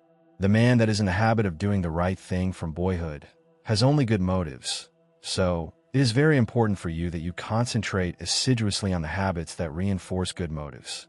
Surround yourself with every aid you can. Don't play with fire by forming bad habits. Make a new beginning today. Study why you have been doing certain things. If they are not for your good, shun them henceforth. Don't give in to a single temptation, for every time you do, you strengthen the chain of bad habits. Every time you keep a resolution, you break the chain that enslaves you. Third maxim: never allow an exception to occur till the new habit is securely rooted in your life. Here is the idea: you never want to give in until the new habit is fixed, else you undo all that has been accomplished by previous efforts. There are two opposing inclinations. One wants to be firm, and the other wants to give in. By your will, you can become firm through repetition. Fortify your will to be able to cope with any and all opposition. Fourth maxim: seize the very first possible opportunity to act on every resolution you make, and on every emotional prompting you may experience in the direction of the habits you aspire to gain. To make a resolve and not to keep it is of little value. So by all means keep every resolution you make, for you not only profit by the resolution, but it furnishes you with an exercise that causes the brain cells and physiological correlatives to form the habit of adjusting themselves to carry out resolutions. A tendency to act becomes effectively ingrained in us in proportion to the uninterrupted frequency with which the actions actually occur, and the brain grows to their use. When a resolve or a fine glow of feeling is allowed to evaporate without bearing fruit, it is worse than a chance lost. If you keep your resolutions, you form a most valuable habit. If you break them, you form a most dangerous one. So concentrate on keeping them, whether important or unimportant, and remember it is just as important for this purpose to keep the unimportant, for by so doing you are forming the habit. Fifth maxim: keep the faculty of effort alive in you by a little gratuitous exercise every day. The more we exercise the will, the better we can control our habits. Every few days do something for no other reason than its difficulty, so that when the hour of dire need draws nigh, it may find you not unnerved or untrained to stand the test. Asceticism of this sort is like the insurance which a man pays on his house and goods. The tax does him no good at the time, and possibly may never bring him a return, but if the fire does come, his having paid it will be his salvation from ruin. So with the man who has daily insured himself to habits of concentrated attention, energetic volation, and self-denial in unnecessary things. He will stand like a tower when everything rocks around him and his softer fellow mortals are winnowed like chaff in the blast. The young should be made to concentrate on their habits and be made to realize that if they don't, they become walking bundles of injurious habits. Youth is the plastic state and should be utilized in laying the foundation for a glorious future. The great value of habit for good and evil cannot be overestimated. Habit is the deepest law of human nature. No man is stronger than his habits, because his habits either build up his strength or decrease it. Why we are creatures of habits. Habits have often been called a labor-saving invention, because when they are formed, they require less of both mental and material strength. The more deeply the habit becomes ingrained, the more automatic it becomes. Therefore, habit is an economizing tendency of our nature, for if it were not for habit, we should have to be more watchful. We walk across a crowded street. The habit of stopping and looking prevents us from being hurt. The right kind of habits keeps us from making mistakes and mishaps. It is a well-known fact that a chauffeur is not able to master his machine safely until he has trained his body in a habitual way. When an emergency comes, he instantly knows what to do. Where safety depends on quickness, the operator must work automatically. Habits mean less risk, less fatigue, and greater accuracy. You do not want to become a slave to habits of a trivial nature. For instance, Wagner required a certain costume before he could compose corresponding parts of his operas. Schiller could never write with ease unless there were rotten apples in the drawer of his desk from which he could now and then obtain an odor which seemed to him sweet. Gladstone had different desks for his different activities, so that when he worked on Homer, he never sat among habitual accompaniments of his legislative labors. In order to overcome undesirable habits, two things are necessary. You must have trained your will to do what you want it to do, and the stronger the will, the easier it will be to break a habit. Then you must make a resolution to do just the opposite of what the habit is. Therefore, one habit must replace another. If you have a strong will, you can tenaciously and persistently concentrate on removing the bad habit, and in a very short time the good habit will gain the upper hand. I will bring this chapter to a close by giving Dr. Oppenheim's instructions for overcoming a habit. If you want to abolish a habit, and its accumulated circumstances as well, You must grapple with the matter as earnestly as you would with a physical enemy. You must go into the encounter with all tenacity of determination, with all fierceness of resolve. Yeah, even with a passion for success that may be called vindictive. No human enemy can be as insidious, so persevering, as unrelenting as an unfavorable habit. It never sleeps, it needs no rest. It is like a parasite that grows with the growth of the supporting body, and, like a parasite, it can best be killed by violent separation and crushing. When life is stormy and all seems against us, that is when we often acquire wrong habits, and it is then that we have to make a gigantic effort to think and speak as we should. And even though we may feel the very reverse at that moment, the tiniest effort will be backed up by a tremendous power and will lift us to a realization never felt before. It is not in the easy, contented moments of our life that we make our greatest progress, for then it requires no special effort to keep in tune. But it is when we are in the midst of trials and misfortunes, when we think we are sinking, being overwhelmed, then it is important for us to realize that we are linked to a great power, and if we live as we should, there is nothing that can occur in life which could permanently injure us. Nothing can happen that should disturb us. So always remember you have within you unlimited power, ready to manifest itself in the form which fills our need at the moment. If, when we have something difficult to solve, we would be silent like the child, we can get the inspiration when it comes. We will know how to act. We will find there is no need to hurry or disturb ourselves, that it is always wiser to wait for guidance from within than to act on impulse from without. Chapter 10. Business results through concentration. A successful business is not usually the result of chance. Neither is a failure the result of luck. Most failures could be determined in advance if the founders have been studied. It is not always possible to start a money-making business at the start. Usually a number of changes have to be made. Plans do not work out as their creators thought they would. They may have to be changed a little, broadened it may be, here and there, and as you broaden your business, you broaden your power to achieve.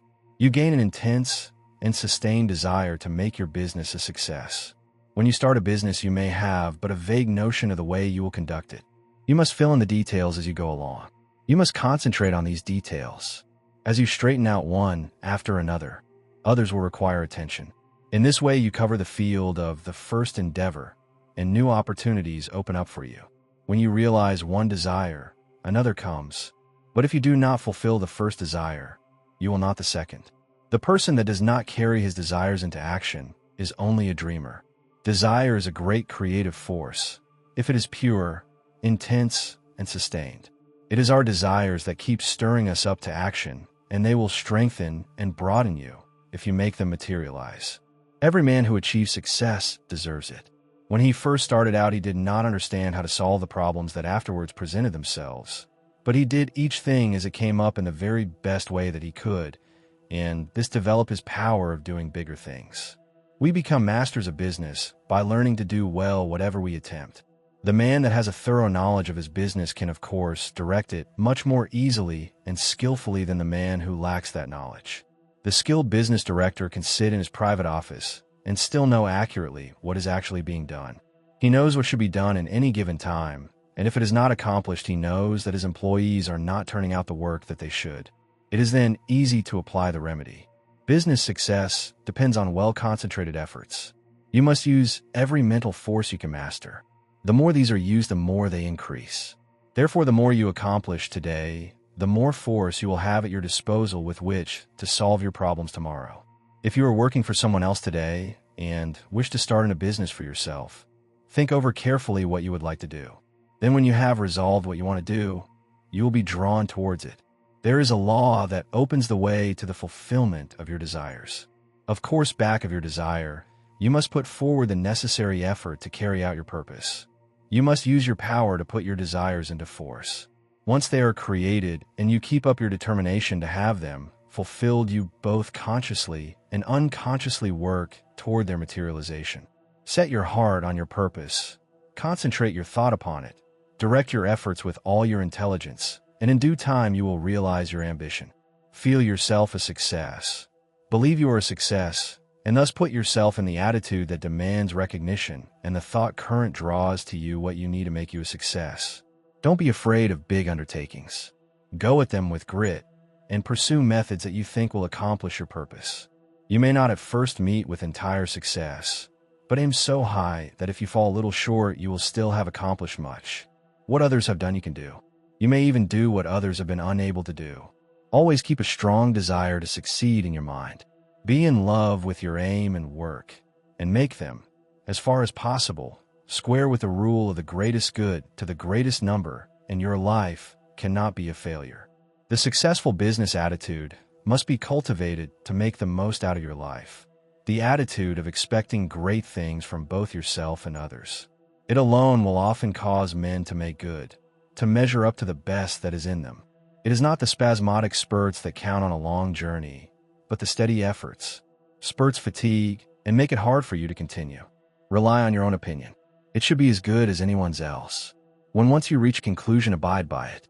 Let there be no doubt or wavering in your judgment. If you are uncertain about every decision you make, you will be subject to harassing doubts and fears which will render your judgment of little value. The man that decides according to what he thinks right and who learns from every mistake acquires a well-balanced mind that gets the best results. He gains the confidence of others. He is known as the man that knows what he wants, and not as one that is as changeable as the weather. The man of today wants to do business with a man that he can depend upon. Uncertainties in the business world are meeting with more disfavor. Reliable firms want to do business with men of known qualities, with men of firmness, judgment, and reliability. So if you wish to start in business for yourself, your greatest asset, with the single exception of a sound physique, is that of a good reputation. A successful business is not hard to build if we can concentrate all our mental forces upon it. It is the man that is unsettled because he does not know what he wants that goes to the wall. We hear persons say that business is trying on the nerves, but it is the unsettling elements of fret and worry and suspense that are nerve exhausting and not the business. Executing one's plans may cause fatigue. Enjoyment comes with rest. If there has not been any unnatural strain, the recuperative powers replace what energy has been lost. By attending to each day's work properly, you develop the capacity to do a greater work tomorrow. It is this gradual development that makes possible the carrying out of big plans. The man that figures out doing something each hour of the day gets somewhere. At the end of each day, you should be a step nearer your aim. Keep the idea in mind that you mean to go forward, that each day must mark an advance, and forward you will go. You do not even have to know the exact direction, so long as you are determined to find the way. But you must not turn back once you have started. Even brilliant men's conceptions of the possibilities of their mental forces are so limited and below their real worth that they are far more likely to belittle their possibilities than they are to exaggerate them. You don't want to think that an aim is impossible because it has never been realized in the past. Every day someone is doing something that was never done before. We are pushing ahead faster.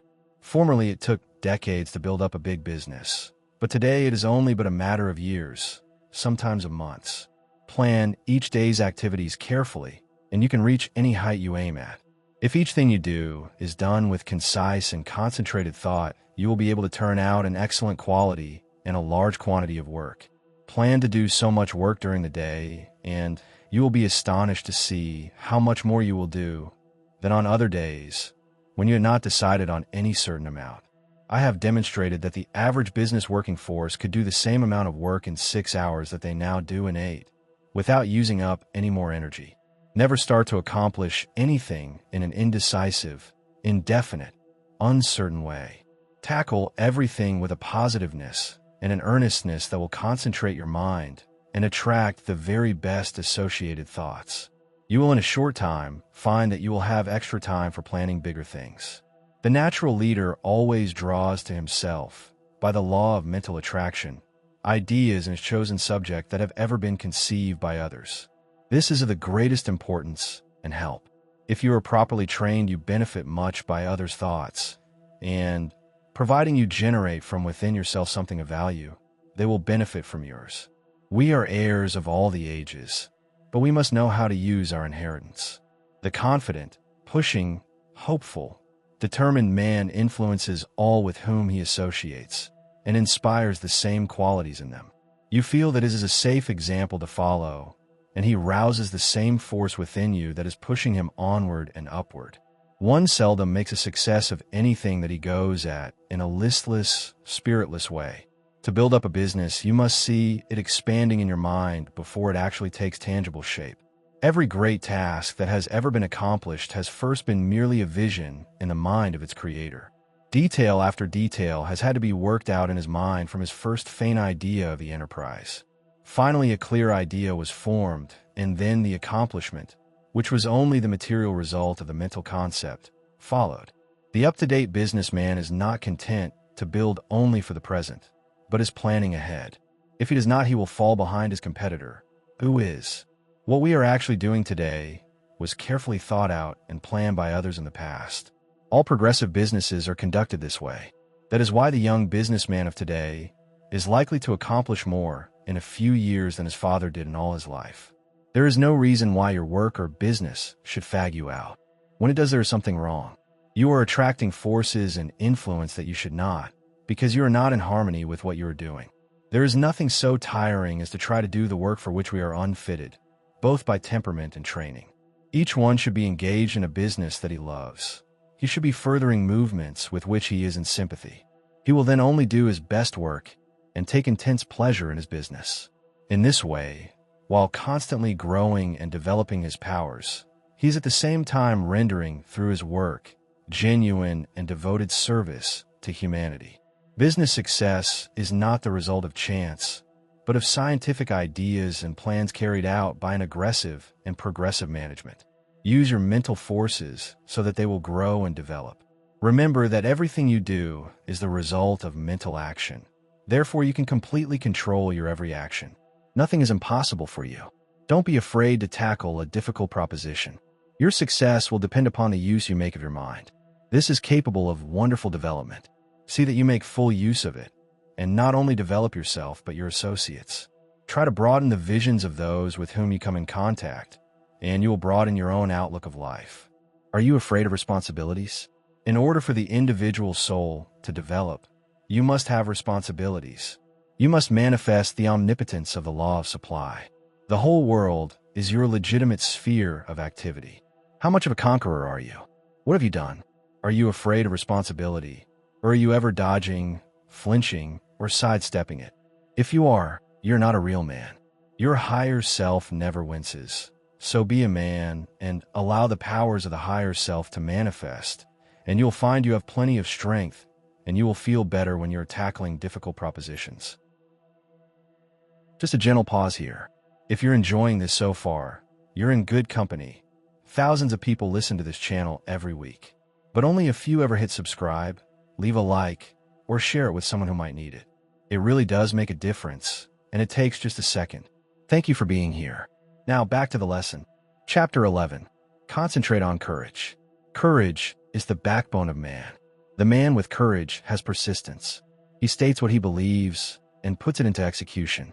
The courageous man has confidence. He draws to himself all the moral qualities and mental forces which go to make up a strong man, whereas the man without courage draws to himself all the qualities of a weak man: vacillation, doubt, hesitancy, and unsteadiness of purpose. You can therefore see the value of concentration on courage. It is a most vital element of success. The lack of courage creates financial, as well as mental and moral difficulties. When a new problem comes, instead of looking upon it as something to be achieved, the man or woman without courage looks for reasons why it cannot be done, and failure is naturally the almost inevitable result. This is a subject well worthy of your study. Look upon everything within your power as a possibility instead of as merely a probability, and you will accomplish a great deal more.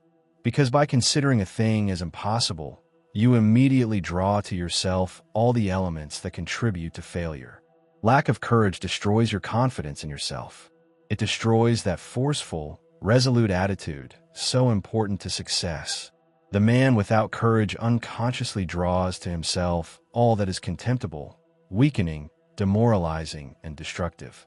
He then blames his luck when he does not secure the things he weakly desires. We must first have the courage to strongly desire something. A desire to be fulfilled must be backed by the strength of all our mental forces. Such a desire has enough commanding force to change all unfavorable conditions. The man with courage commands, whether he is on the battlefield or in business life. What is courage? It is the will to do. It takes no more energy to be courageous than to be cowardly. It is a matter of the right training in the right way. Courage concentrates the mental forces on the task at hand. It then directs them thoughtfully, steadily, deliberately, while attracting all the forces of success toward the desired end. Cowardice, on the other hand, dissipates both our mental and moral forces, thereby inviting failure. As we are creatures of habits, we should avoid persons that lack courage. They are easy to discover because of their habits of fear in attacking new problems. The man with courage is never afraid. Start out today with the idea that there is no reason why you should not be courageous. If any fear thoughts come to you, cast them off, as you would the deadly viper. Form the habit of never thinking of anything unfavorable to yourself or anyone else. In dealing with difficulties, new or old, hold ever the thought, I am courageous. Whenever a doubt crosses the threshold of your mind, banish it. Remember, you as master of your mind control its every thought. And here's a good one to often affirm. I have courage because I desire it, because I need it, because I use it, and because I refuse to become such a weakling as cowardice produces. There is no justification for the loss of courage. The evils by which you will almost certainly be overwhelmed without it are far greater than those which courage will help you to meet and overcome. Right, then, must be the moralist who says that the only thing to fear is fear. Never let another's opinion affect you. He cannot tell what you are able to do. He does not know what you can do with your forces. The truth is, you do not know yourself until you put yourself to the test. Therefore, how could someone else know? Never let anyone else put a valuation on you. Almost all wonderful achievements have been accomplished after it had been thoroughly demonstrated that they were impossibilities. Once we understand the law, all things are possible. If they were impossibilities, we cannot conceive them. Just the moment you allow someone to influence you against what you think is right, you lose that confidence in yourself that inspires courage and carries with it all the forces which courage creates. Just the moment you begin to swerve in your plan, you begin to carry out another's thought and not your own. You become the directed and not the director. You forsake the courage and resolution of your own mind, and you therefore lack the very forces that you need to sustain and carry out your work. Instead of being self-reliant, you become timid, and this invites failure. When you permit yourself to be influenced from your plan by another, you are unable to judge as you should, because you have allowed another's influence to deprive you of your courage and determination without absorbing any of his in return. So you are in much the same predicament as you would be in if you turned over all your worldly possessions to another without getting value received.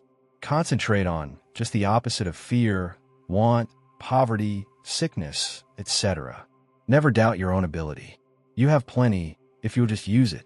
A great many men are failures because they doubt their own capacity. Instead of building up strong mental forces which would be of the greatest use to them, their fear thoughts tear them down. Fear paralyzes energy. It keeps us from attracting the forces that go to make up success. Fear is the worst enemy we have. Courage will overcome them, and nothing else will. Strong courage eliminates the injurious and opposing forces by summoning their masters, the yet stronger forces that will serve you. Courage is yours for the asking. All you have to do is to believe in it, claim it, and use it. To succeed in business, believe that it will be successful, assert that it is successful, and work like a beaver to make it so. Difficulties soon melt away before the courageous. One man of courage can fire with his spirit a whole army of men, whether it be military or industrial, because courage, like cowardice, is contagious. The man of courage overcomes the trials and temptations of life. He commands success. He renders sound judgment. He develops personal influence and a forceful character, and often becomes the mentor of the community which he serves. How to overcome depression and melancholia.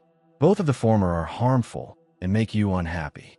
These are states that can be quickly overcome through concentrating more closely on the higher self.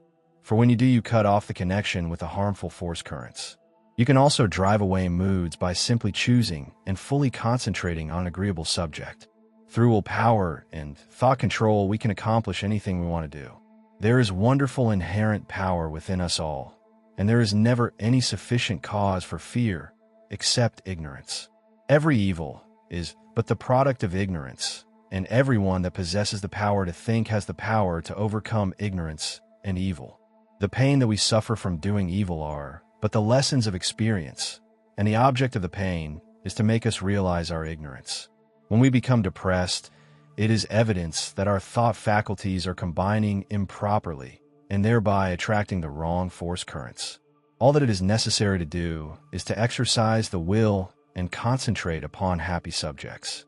I will only think of subjects worthy of my higher self and its powers. Chapter 12. Concentrate on wealth. It was never intended that man should be poor. When wealth is obtained under the proper conditions, it broadens the life. Everything has its value. Everything has a good use and a bad use. The forces of mind, like wealth, can be directed either for good or evil. A little rest will recreate forces. Too much rest degenerates into laziness and brainless, dreamy longings. If you acquire wealth unjustly from others, you are misusing your forces. But if your wealth comes through the right sources, you will be blessed. Through wealth, we can do things to uplift ourselves and humanity. Wealth is many persons' goal. It therefore stimulates their endeavor. They long for it in order to dress and live in such a way as to attract friends. Without friends, they would not be so particular of their surroundings. The fact is, the more attractive we make ourselves and our surroundings, the more inspiring are their influences. It is not conducive to proper thought to be surrounded by conditions that are uncongenial and unpleasant. So the first step toward acquiring wealth is to surround yourself with helpful influences, to claim for yourself an environment of culture, place yourself in it, and be molded by its influences. Most great men of all ages have been comparatively rich. They have made or inherited money. Without money, they could not have accomplished what they did. The man engaged in physical drudgery is not likely to have the same high ideals as the man that can command comparative leisure. Wealth is usually the fruit of achievement. It is not, however, altogether the result of being industrious. Thousands of persons work hard who never grow wealthy. Others with much less effort acquire wealth. Seeing possibilities is another step toward acquiring wealth. A man may be as industrious as he can possibly be, but if he does not use his mental forces, he will be a laborer, to be directed by the man that uses to good advantage his mental forces. No one can become wealthy in an ordinary lifetime by mere savings from earnings. Many scrimp and economize all their lives, but by so doing waste all their vitality and energy. For example, I know a man that used to walk to work. It took him an hour to go and an hour to return. He could have taken a car and gone in 20 minutes. He saved 10 cents a day, but wasted an hour and a half. It was not a very profitable investment, unless the time spent in physical exercise yielded him large returns in the way of health.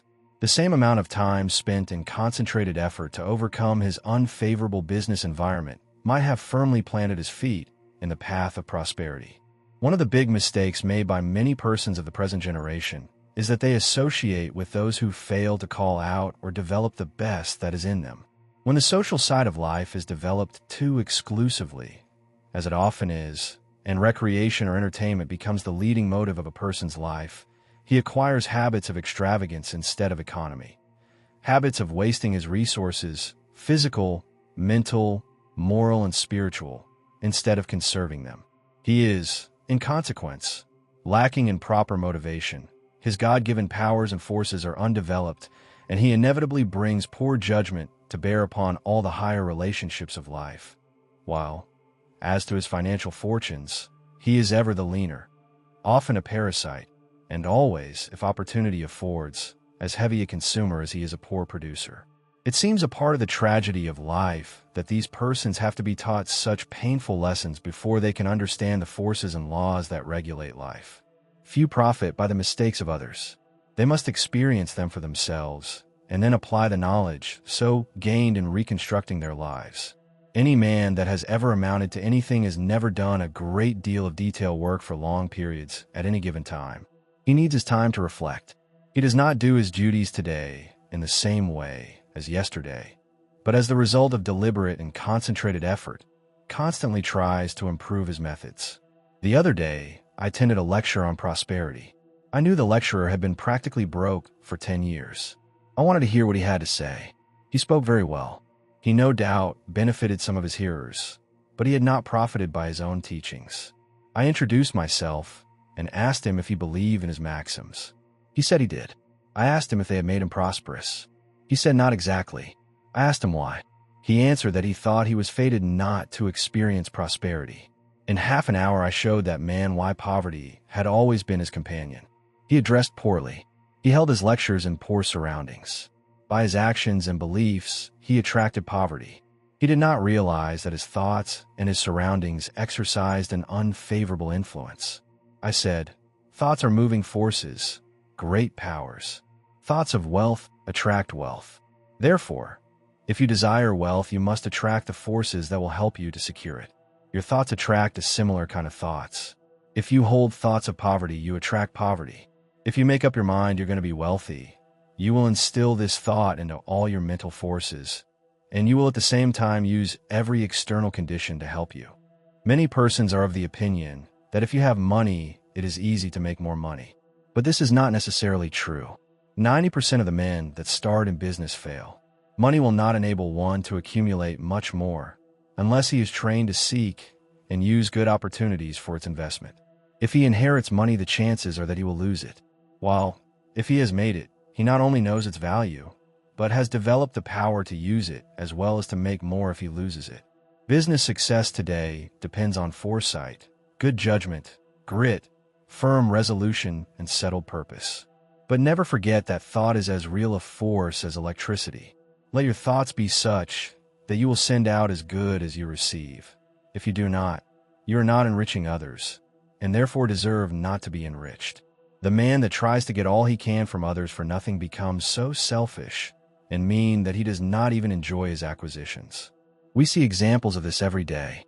What we take from others will in turn be taken from us. All obligations have to be met fairly and squarely. We cannot reach perfection until we discharge every obligation of our lives. We all realize this, so why not willingly give a fair exchange for all that we receive? Again, I repeat that the first as well as the last step in acquiring wealth is to surround yourself with good influences, good thought, good health, good home and business environment, and successful business associates. Cultivate, by every legitimate means, the acquaintance of men of big caliber. Bring your thought vibrations in regard to business in a harmony with theirs. This will make your society not only agreeable, but sought after, and when you have formed intimate friendships with clean, reputable men of wealth, entrust to them, for investment, your surplus earnings, however small, until you have developed the initiative and business acumen to successfully manage your own investments. By this time you will, through such associations, have found your place in life which, if you have rightly concentrated upon and used your opportunities, will not be among men of small parts. With a competence secured, you will take pleasure in using a part of it in making the road you traveled and reaching your position easier for those who follow you. There is somewhere in every brain the energy that will get you out of that rut and put you far up on the mountain of success if you can only use the energy. You know that gasoline in the engine of an automobile doesn't move the car until the spark comes to explode the gasoline. So it is with the mind of man. We are not speaking now of men of great genius, but of average, able citizens. Each one of them has in his brain the capacity to climb over the word impossible and get into the successful country beyond. And hope, self-confidence, and the determination to do something supply the spark that makes the energy work.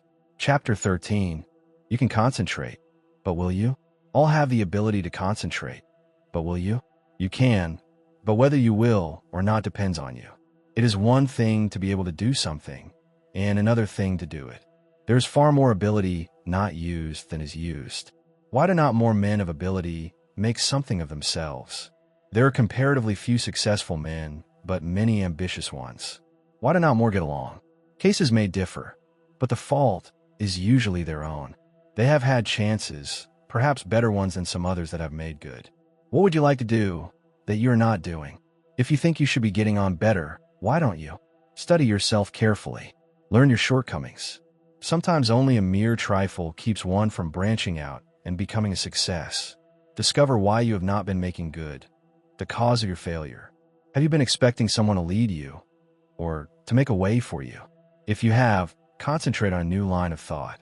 There are two things absolutely necessary for success: energy and the will to succeed. Nothing can take the place of either of these. Most of us will not have an easy path to follow, so don't expect to find one. The hard knocks develop our courage and moral stamina. The persons that live in an indolent and slipshod way never have any. They have never faced conditions and therefore don't know how. The world is no better for their living. We must make favorable conditions and not expect them to shape themselves.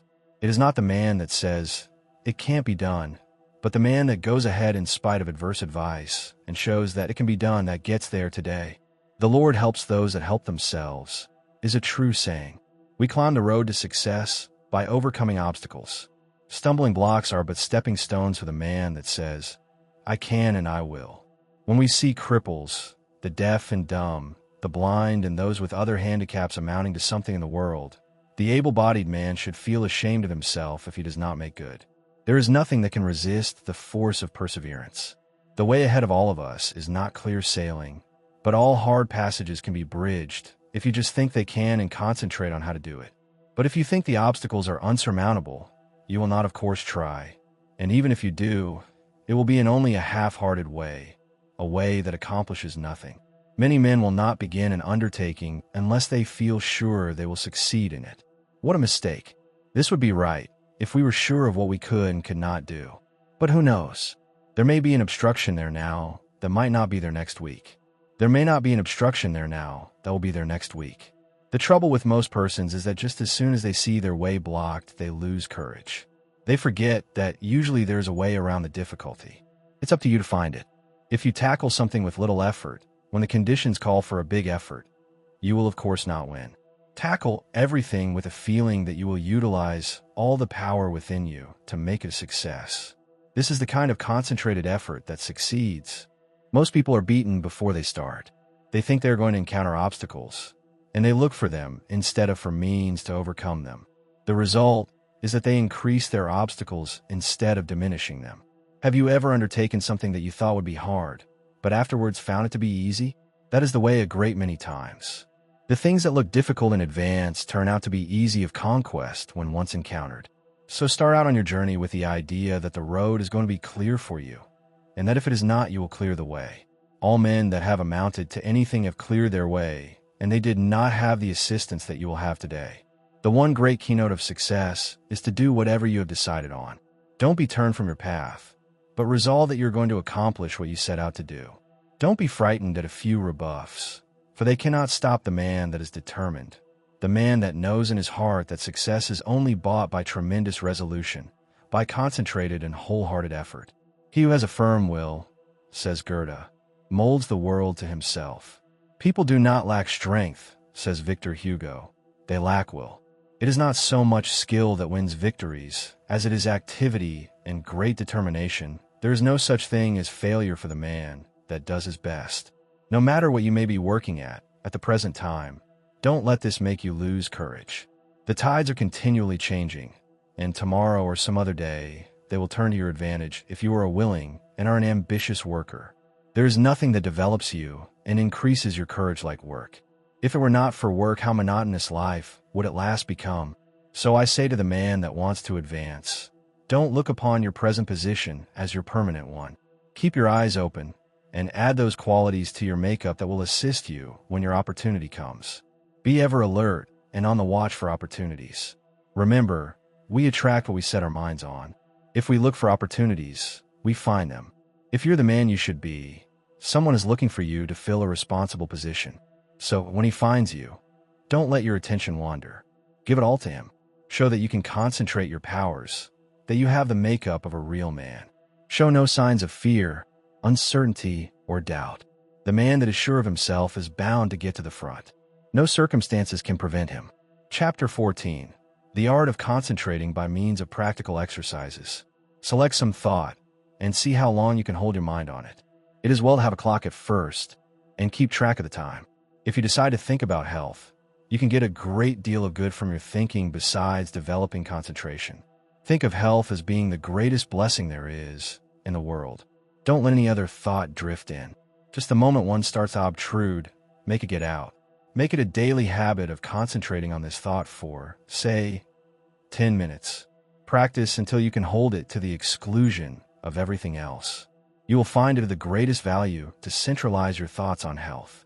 Regardless of your present condition, see yourself as you would like to be and be blind to everything else.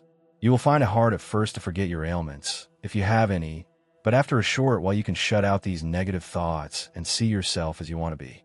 Each time you concentrate, you form a more perfect image of health, and as you come into its realization, you become healthy, strong, and wholesome. I want to impress upon your mind that the habit of forming mental images is of the greatest value.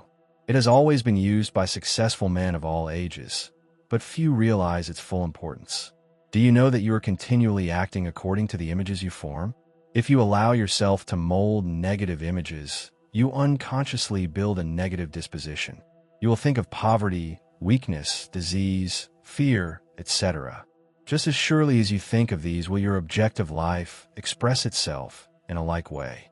Just what we think, we will manifest in the external world. In deep concentration, you become linked with the great creative spirit of the universe, and the creative energy then flows through you, vitalizing your creations into form. In deep concentration, your mind becomes attuned with the infinite and registers the cosmic intelligence and receives its messages. You become so full of the cosmic energy that you are literally flooded with divine power. This is a most desired state. It is then we realize the advantages of being connected with the superconsciousness. The superconsciousness registers the higher cosmic vibrations. It is often referred to as the wireless station, the message recorded coming from the universal mind. There are very few that reach this stage of concentration. Very few even know that it is possible. They think concentration means limitation to one subject, but this deeper concentration that brings us into harmony with the infinite is that which produces and maintains health. When you have once come in contact with your superconsciousness, you become the controller of your human thoughts. That which comes to you is higher than human thoughts. It is often spoken of as cosmic consciousness. Once it is experienced, it is never forgotten. Naturally, it requires a good deal of training to reach this state, but once you do, it becomes easier each time to do, and in the course of time you can become possessed of power which was unknown to you before. You are able to direct the expression of almost infinite power while in this deeper state of concentration. Exercises in concentration.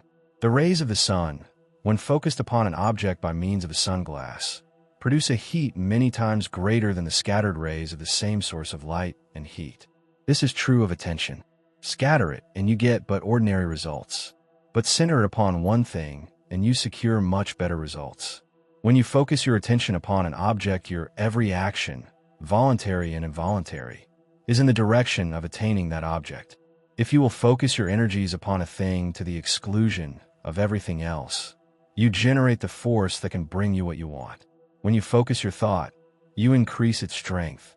The exercises that follow are tedious and monotonous, but useful. If you will persist in them, you will find they are very valuable, as they increase your powers of concentration. Before proceeding with the exercises, I will answer a question that just comes to me. This person says after he works all day, he is too tired to practice any exercise. But this is not true. We will say he comes home all tired out, eats his supper, and sits down to rest. If his work has been mental, the thought which has been occupying his mind returns to him, and this prevents him from securing the rest he needs. It is an admitted fact that certain thoughts call into operation a certain set of brain cells. The other cells, of course, are not busy at that time and are rested. Now, if you take up something that is just different from what you have been doing during the day, you will use the cells that have not done anything and give those that have had work to do a rest. So you should regulate the evenings that you have and call forth an entirely different line of thought so as not to use the cells which you have tired out during the day. If you will center your attention on a new thought, you relieve the old cells from vibrating with excitement, and they get their needed rest. The other cells that have been idle all day want to work, and you will find you can enjoy your evenings while securing needed rest. Once you have learned to master your thoughts, you will be able to change them just as easily as you change your clothes. Remember, the real requisite of centering is to be able to shut out outside thoughts, anything foreign to the subject. Now, in order to control your intention, first gain control over the body. This must be brought under direct control of the mind under the control of the will. Your will is strong enough to do anything you wish, but you must realize that it is. The mind can be greatly strengthened by being brought under the direct influence of the will. When the mind is properly strengthened by the impulse of the will, it becomes a more powerful transmitter of thought because it has more force. The best time to concentrate is after reading something that is inspiring, as you are then mentally and spiritually exalted in the desired realm. Then is the time you are ready for deep concentration. If you are in your room, first see that your windows are up and the air is good. Lie down flat on your bed without a pillow. See that every muscle is relaxed. Now breathe slowly, filling the lungs comfortably full of fresh air. Hold this as long as you can without straining yourself. Then exhale slowly. Exhale in an easy, rhythmic way. Breathe this way for 5 minutes, letting the divine breath flow through you, which will cleanse and rejuvenate every cell of brain and body. You are then ready to proceed. Now think how quiet and relaxed you are. You can become enthusiastic over your condition. Just think of yourself as getting ready to receive knowledge that is far greater than you have ever received before. Now relax and let the Spirit work in and through you and assist you to accomplish what you wish. Don't let any doubts or fears enter. Just feel that what you wish is going to manifest. Just feel it already has. In reality, it has. For just the minute you wish a thing to be done, it manifests in the thought world. Whenever you concentrate, just believe it is a success. Keep up this feeling and allow nothing to interfere, and you will soon find you have become the master of concentration. You will find that this practice will be of wonderful value to you, and that rapidly you will be learning to accomplish anything that you undertake. It will be necessary to first train the body to obey the commands of the mind. I want you to gain control of your muscular movements. The following exercise is especially good in assisting you to acquire perfect control of the muscles. Exercise 1. Sit in a comfortable chair and see how still you can keep. This is not as easy as it seems. You'll have to center your attention on sitting still. Watch and see that you are not making any involuntary muscular movements. By a little practice, you will find you are able to sit still without a movement of the muscles for 15 minutes. At first, I advise sitting in a relaxed position for 5 minutes. After you're able to keep perfectly still, increase the time to 10 minutes and then to 15. This is as long as it is necessary. But never strain yourself to keep still. You must be relaxed completely. You'll find this habit of relaxing is very good. Exercise 2. Sit in a chair with your head up and your chin out, shoulders back. Raise your right arm until it is on the level with your shoulder, pointing to your right. Look around, with head only, and fix your gaze on your fingers, and keep the arm perfectly still for 1 minute. Do the same exercise with left arm. When you're able to keep the arm perfectly steady, increase the time until you're able to do this 5 minutes with each arm. Turn the palm of the hand downward when it is outstretched, as this is the easiest position. If you will keep your eyes fixed on the tips of the fingers, you will be able to tell if you are keeping your arm perfectly still. Exercise 3. Fill a small glass full of water and grasp it by the fingers. Put the arm directly in front of you. Now fix the eyes upon the glass and try to keep the arm so steady that no movement will be noticeable. Do this first for 1 moment and then increase it to 5. Do the exercise with first one arm and then the other. Exercise 4. Watch yourself during the day and see that your muscles do not become tense or strained. See how easy and relaxed you can keep yourself. See how poised you can be at all times. Cultivate a self-poised manner instead of a nervous, strained appearance. This mental feeling will improve your carriage and demeanor. Stop all useless gestures and movements of the body. These mean that you have not proper control over your body. After you have acquired this control, notice how ill at ease people are that have not gained this control. I have just been sizing up a salesman that has just left me. Part of his body kept moving all the time. I just felt like saying to him, "Do you know how much better appearance you would make if you would just learn to speak with your voice instead of trying to express what you say with your whole body?" Just watch those that interview you and see how they lack poise. Get rid of any habit you have of twitching or jerking any part of your body. You will find you make many involuntary movements. You can quickly stop any of these by merely centering your attention on the thought, "I will not." If you are in the habit of letting noises upset you, just exercise control. When the door slams or something falls, etc., just think of these as exercises in self-control. You will find many exercises like this in your daily routine. The purpose of the above exercises is to gain control over the involuntary muscular movement, making your actions entirely voluntary. The following exercises are arranged to bring your voluntary muscles under the control of the will, so that your mental forces may control your muscular movements. Exercise 5. Move your chair up to a table, placing your hands upon it, clenching the fists, keeping the back of the hand on the table, the thumb doubled over the fingers. Now fix your gaze upon the fist for a while, then gradually extend the thumb, keeping your whole attention fixed upon the act, just as if it was a matter of great importance. Then gradually extend your first finger, then your second, and so on until you open the rest.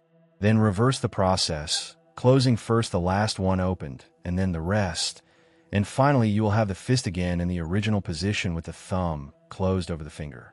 Do this exercise with the left hand. Keep up this exercise first with one hand, and then the other until you have done it 5 times with each hand. In a few days you can increase it to 10 times. The chances are that the above exercises will at first make you tired, but it is important for you to practice these monotonous exercises so you can train your attention. It also gives you control over your muscular movement. The attention, of course, must be kept closely on each movement of the hand. If it is not, you of course lose the value of the exercise. Exercise 6. Put the right hand on knee, both fingers and thumb closed, except the first finger, which points out in front of you. Then move the finger slowly from side to side, keeping the attention fixed upon the end of the finger. You can make up a variety of exercises like these. It is good training to plan out different ones. The main point you should keep in mind is that the exercise should be simple and that the attention should be firmly fixed upon the moving part of the body. You will find your attention will not want to be controlled and will try to drift to something more interesting. This is just where these exercises are of value, and you must control your attention and see it is held in the right place and does not wander away. You may think these exercises very simple and of no value, but I promise you in a short time you will notice that you have a much better control over your muscular movements, carriage, and demeanor, and you will find that you have greatly improved your power of attention and can center your thoughts on what you do, which of course will be very valuable. No matter what you may be doing, imagine that it is your chief object in life. Imagine you are not interested in anything else in the world but what you are doing. Do not let your attention get away from the work you are at. Your attention will no doubt be rebellious, but control it and do not let it control you. When once you conquer the rebellious attention, you have achieved a greater victory than you can realize at time. Many times afterwards you will be thankful you have learned to concentrate your closest attention upon the object at hand. Let no day go by without practicing concentrating on some familiar object that is uninteresting. Never choose an interesting object, as it requires less attention. The less interesting it is, the better exercise will it be. After a little practice, you will find you can center your attention on uninteresting subjects at will. The person that can concentrate can gain full control over his body and mind and be the master of his inclinations, not their slave. When you can control yourself, you can control others. You can develop a will that will make you a giant compared with a man that lacks willpower. Try out your willpower in different ways until you have it under such control that just as soon as you decide to do a thing, you go ahead and do it.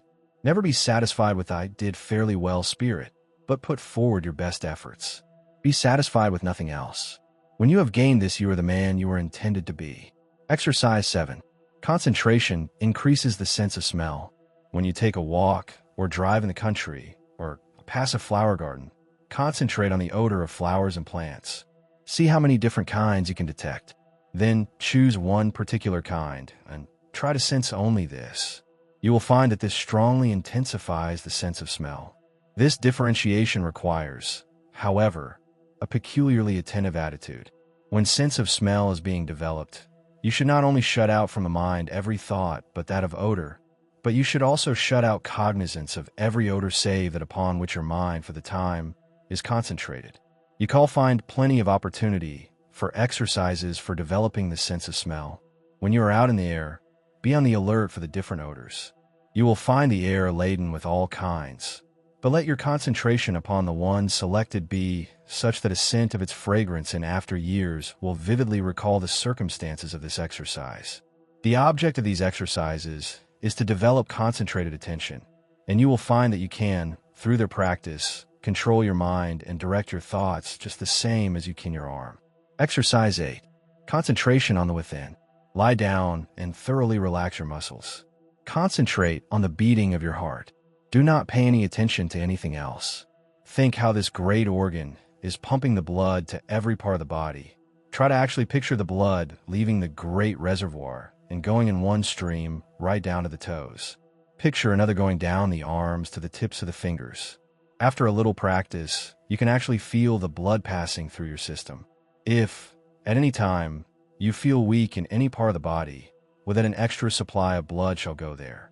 For instance, if your eyes feel tired, picture the blood coming from the heart, passing up through the head and out to the eyes. You can wonderfully increase your strength by this exercise. Men have been able to gain such control over the heart that they have actually stopped it from beating for 5 minutes. This, however, is not without danger and is not to be practiced by the novice. I have found the following a very helpful exercise to take just before going to bed and on rising in the morning. Say to yourself, every cell in my body thrills with life. Every part of my body is strong and healthy. I have known a number of people to greatly improve their health in this way. You become what you picture yourself to be. If your mind thinks of sickness in connection with self, you will be sick. If you imagine yourself in strong, vigorous health, the image will be realized. You will be healthy. Exercise 9. Concentrating on sleep. What is known as the water method is, although very simple, very effective in inducing sleep. Put a full glass of clear water on a table in your sleeping room. Sit in a chair beside the table and gaze into the glass of water and think how calm it is. Then picture yourself getting into just as calm a state. In a short time, you will find the nerves becoming quiet and you will be able to go to sleep. Sometimes it is good to picture yourself becoming drowsy to induce sleep. And again, the most persistent insomnia has been overcome by one thinking of himself as some inanimate object. For instance, a hollow log in the depths of the cool, quiet forest. Those who are troubled with insomnia will find these sleep exercises that quiet the nerves very effective. Just keep the idea in your mind that there is no difficulty in going to sleep. Banish all fear of insomnia. Practice these exercises and you will sleep. By this time, you should have awakened to the possibilities of concentration and have become aware of the important part it plays in your life. Exercise 10. Concentration will save energy and appearance.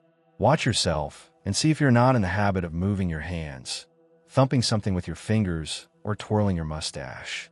Some have the habit of keeping their feet going, as, for instance, tapping them on the floor. Practice standing before a mirror and see if you are in the habit of frowning or causing wrinkles to appear in the forehead. Watch others and see how they needlessly twist their faces in talking. Any movement of the face that causes the skin to wrinkle will eventually cause a permanent wrinkle. As the face is like a piece of silk, you can make a fold in it a number of times and it will straighten out of itself. But if you continue to make a fold in it, it will in time be impossible to remove it. By concentration, you can stop the worry habit. If you are in the habit of worrying over the merest trifles, just concentrate on this a few minutes and see how needless it is. If you are also in the habit of becoming irritable or nervous at the least little thing, check yourself instantly when you feel yourself becoming so. Start to breathe deeply. Say, I will not be so weak. I'm master of myself, and you will quickly overcome your condition. Exercise 11. By concentration, you can control your temper. If you are one of those that flare up at the slightest provocation and never try to control yourself, just think this over a minute. Does it do you any good? Do you gain anything by it? Doesn't it put you out of poise for some time? Don't you know that this grows on you and will eventually make you despised by all that have any dealings with you? Everyone makes mistakes, and instead of becoming angry at their perpetrators, just say to them, be more careful next time. This thought will be impressed on them, and they will be more careful. But if you continually complain about their making a mistake, the thought of a mistake is impressed on them, and they will be more likely to make mistakes in the future. All lack of self-control can be conquered if you will but learn to concentrate. Many of you that read this may think you are not guilty of either of these faults. But if you will carefully watch yourself, you will probably find that you are. And if so, you will be greatly helped by repeating this affirmation each morning. I'm going to try today not to make a useless gesture or to worry over trifles or become nervous or irritable. I intend to be calm and, no difference what may be the circumstances, I will control myself. Henceforth, I resolve to be free from all signs that show lack of self-control. At night, quickly review your actions during the day and see how fully you realized your aim. At first you will, of course, have to plead guilty of violation a few times, but keep on, and you will soon find that you can live up to your ideal. After you have once gained self-control, however, don't relinquish it. For some time, it will still be necessary to repeat the affirmation in the morning and square your conduct with it in the evening. Keep up the good work until, at last, the habit of self-control is so firmly fixed that you could not break it even though you tried. I have had many persons tell me that this affirmation and daily review made a wonderful difference in their lives. You, too, will notice the difference if you live up to these instructions. Exercise 12. Practice talking before a glass. Make 2 marks on your mirror on a level with your eyes, and think of them as 2 human eyes looking into yours. Your eyes will probably blink a little at first. Do not move your head, but stand erect. Concentrate all your thoughts on keeping your head perfectly still. Do not let another thought come into your mind. Then, still keeping the head, eyes and body still, think that you look like a reliable man or woman should, like a person that anyone would have confidence in. Do not let your appearance be such as to justify the remark, "I don't like his appearance. I don't believe he can be trusted." While standing before the mirror, practice deep breathing. See that there is plenty of fresh air in the room and that you are literally feasting on it.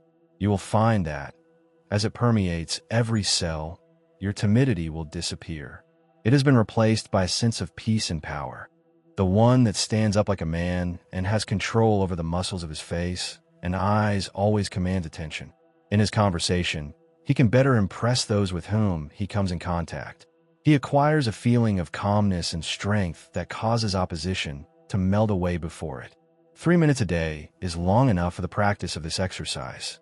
Look at the clock before you commence the exercise, and if you find you can prolong the exercise for more than 5 minutes, do so. The next day, sit in a chair and, without looking at the picture, concentrate on it and see if you cannot think of additional details concerning it. The chances are you will be able to think of many more. It might be well for you to write down all you thought of the first day and then add to the list each new discovery. You will find that this is a very excellent exercise in concentration. Exercise 13. The control of sensations. Think how you would feel if you were cool, then how you would feel if you were cold. Again, how you would feel if it were freezing. In this state, you would be shivering all over.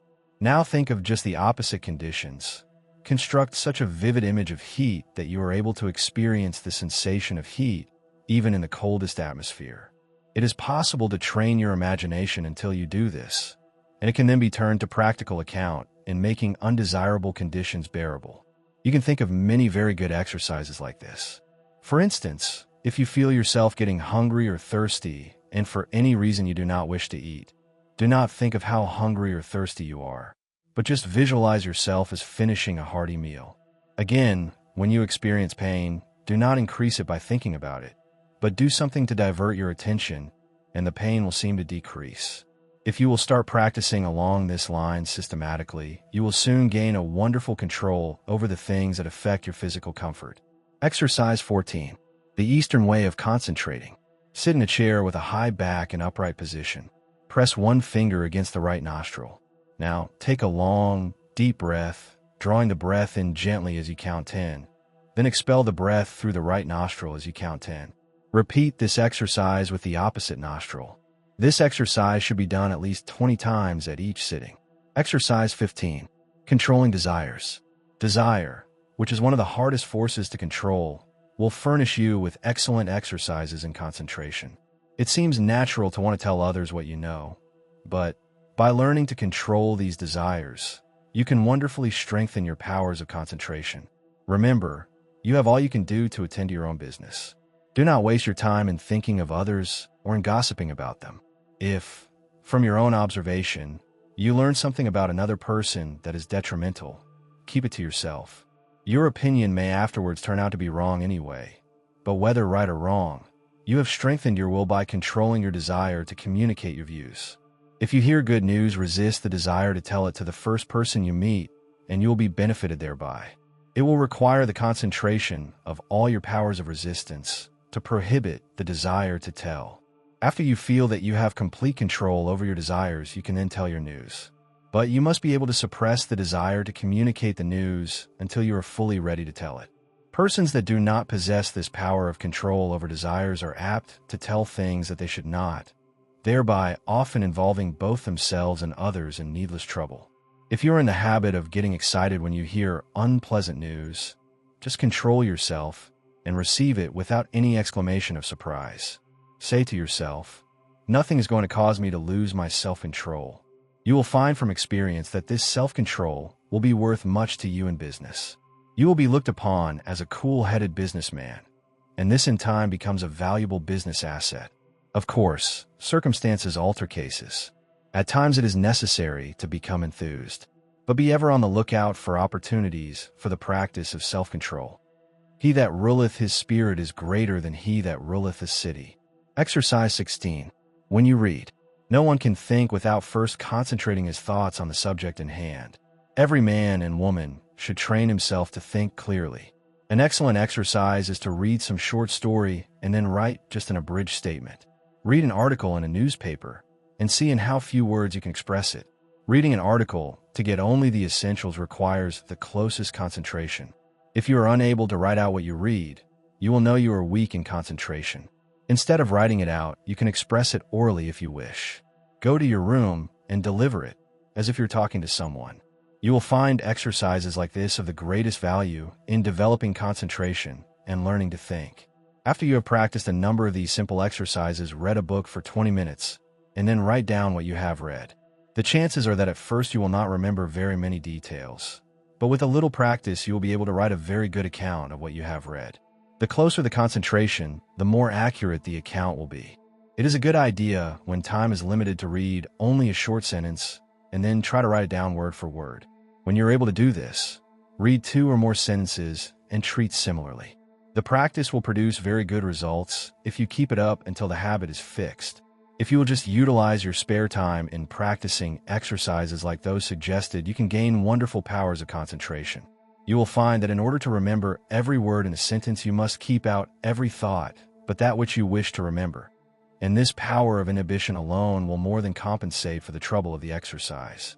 Of course, success in all of the above depends largely upon cultivating, through the closest concentration, the power to image or picture what you read, upon the power, as one writer expresses it, of letting the mountains of which we hear loom before us, and the rivers of which we read roll at our feet. Exercise 17. Concentration overcomes bad habits. If you have a habit that you want to get rid of, shut your eyes and imagine that your real self is standing before you. Now, try the power of affirmation. Say to yourself, "You are not a weakling. You can stop this habit if you want to. This habit is bad and you want to break it." Just imagine that you are someone else giving this advice. This is very valuable practice. You, in time, see yourself as others see you. The habit loses its power over you, and you are free. If you will just form the mental image of controlling yourself as another person might, you will take a delight in breaking bad habits. I have known a number of men to break themselves of drinking in this way. Exercise 18. Watch concentration. Sit in a chair and place a clock with a second hand on the table. Follow the second hand with your eyes as it goes around. Keep this up for 5 minutes, thinking of nothing else but the second hand.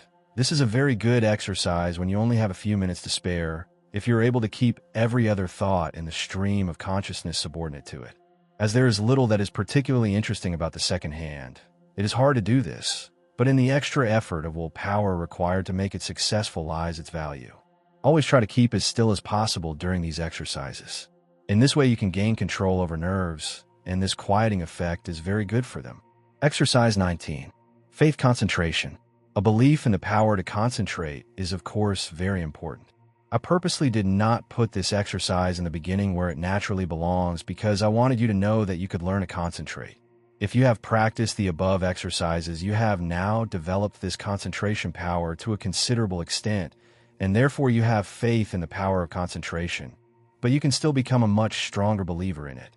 We will say that you have some desire or wish you want fulfilled, or that you need some special advice. You first clearly picture what is wanted, and then you concentrate on getting it. Have absolute faith that your desires will be realized. Believe that it will, according to your belief, be fulfilled. Never, at this time, attempt to analyze the belief. You don't care anything about the whys and wherefores. You want to gain the thing you desire, and if you concentrate on it in the right way, you will get it. A caution: never think you will not succeed, but picture what is wanted is already yours, and yours it surely will be. Self-distrust. Do you ever feel distrust in yourself? If you do, just ask yourself, which self do I mistrust? Then say, my higher self cannot be affected. Then think of the wonderful powers of the higher self. There is a way to overcome all difficulties, and it is a delight for the human soul to do so. Instead of wasting precious thought force by dreading or fearing a disagreeable interview or event, instead devote the time and concentrated thought in how to make the best of the interview or event, and you'll find that it will not be as unpleasant as you thought it would be. Most of our troubles are but imaginary, and it is the mental habit of so dreading them that really acts as a magnet in attracting those that really do come. Your evil circumstances are created or attracted by your own negative fears and wrong thoughts, and are a means of teaching you to triumph over all evils by discovering that which is inherent within yourself. You will find it helpful in overcoming self-distrust to stop and think why you are concentrating your forces, and by so doing you become more closely attached to the higher self, which never distrusts. Chapter 15. Concentrate so you will not forget. A man forgets because he does not concentrate his mind on his purpose, especially at the moment he conceives it. We remember only that which makes a deep impression. Hence we must first deepen our impressions by associating in our minds certain ideas that are related to them. We will say a wife gives her husband a letter to mail. He does not think about it, but automatically puts it in his pocket and forgets all about it. When the letter was given to him, had he said to himself, I will mail this letter. The box is at the next corner, and when I pass it I must drop this letter. It would have enabled him to recall the letter the instant he reached the mailbox. The same rule holds good in regard to more important things. For example, if you are instructed to drop in and see Mr. Smith while out to luncheon today, you will not forget it. If, at the moment the instruction is given, you say to yourself something similar to the following: when I get to the corner of blank street, on my way to luncheon, I shall turn to the right and call on Mr. Smith. In this way the impression is made, the connection established, and the sight of the associated object recalls the errand. The important thing to do is to deepen the impression at the very moment it enters your mind. This is made possible not only by concentrating the mind upon the idea itself, but by surrounding it with all possible association of ideas, so that each one will reinforce the others. The mind is governed by laws of association, such as the law that ideas which enter the mind at the same time emerge at the same time, one assisting in recalling the others. The reason why people cannot remember what they want to is that they have not concentrated their minds sufficiently on their purpose at the moment when it was formed. You can train yourself to remember in this way by the concentration of the attention on your purpose in accordance with the laws of association. When once you form this habit, the attention is easily centered and the memory easily trained. Then your memory, instead of failing you at crucial moments, becomes a valuable asset in your everyday work. Exercise in memory concentration. Select some picture, put on a table, and then look at it for 2 minutes. Concentrate your attention on this picture. Observe every detail. Then shut your eyes and see how much you can recall about it. Think of what the picture represents, whether it is a good subject, whether it looks natural. Think of objects in foreground, middle ground, background, of details of color and form. Now open your eyes and hold yourself rigidly to the correction of each and every mistake. Close eyes again and notice how much more accurate your picture is. Practice until your mental image corresponds in every particular to the original. Nature is a wonderful instructor, but there are very few who realize that when we get in touch with nature, we discover ourselves. That by listening to her voice, with that curious, inner sense of ours, we learn the oneness of life and wake up to our own latent powers. Few realize that the simple act of listening and concentrating is our best interior power, for it brings us into close contact with the highest, just as our other senses bring us into touch with the coarser side of human nature. The closer we live to nature, the more developed is this sense. So-called civilization has overdeveloped our other senses at the expense of this one. Children unconsciously realize the value of concentration. For instance, when a child has a difficult problem to solve and gets to some knotty point which he finds himself mentally unable to do, though he tries his hardest, he will pause and keep quite still, leaning on his elbow, apparently listening. Then you will see, if you are watching, sudden illumination come, and he goes on happily and accomplishes his task. A child instinctively but unconsciously knows when he needs help. He must be quiet and concentrate. All great people concentrate and owe their success to it. The doctor thinks over the symptoms of his patient, waits, listens for the inspiration, though quite unconscious, perhaps, of doing so. The one who diagnoses in this way seldom makes mistakes. An author thinks his plot, holds it in his mind, and then waits, and illumination comes. If you want to be able to solve difficult problems, you must learn to do the same. Chapter 16. How concentration can fulfill your desire. It is a spiritual law that the desire to do necessarily implies the ability to do. You have all read of Aladdin's lamp, which accomplished such wonderful things. This, of course, is only a fairy story, but it illustrates the fact that man has within him the power, if he is able to use it, to gratify his every wish. If you are unable to satisfy your deepest longings, it is time you learn how to use your God-given powers. You will soon be conscious that you have latent powers within capable, when once developed, of revealing to you priceless knowledge and unlimited possibilities of success. Man should have plenty of everything, and not merely substance to live on, as so many have. All natural desires can be realized. It would be wrong for the infinite to create wants that could not be supplied. Man's very soul is in his power to think, and it, therefore, is the essence of all created things.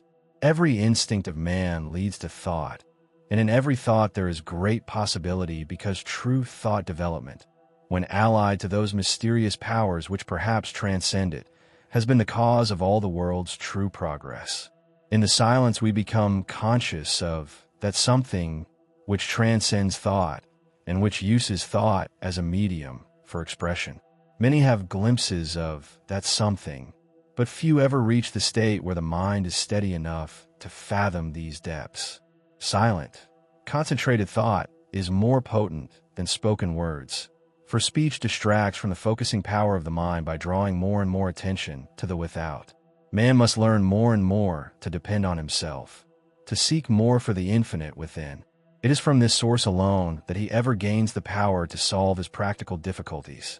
No one should give up when there is always the resources of infinity.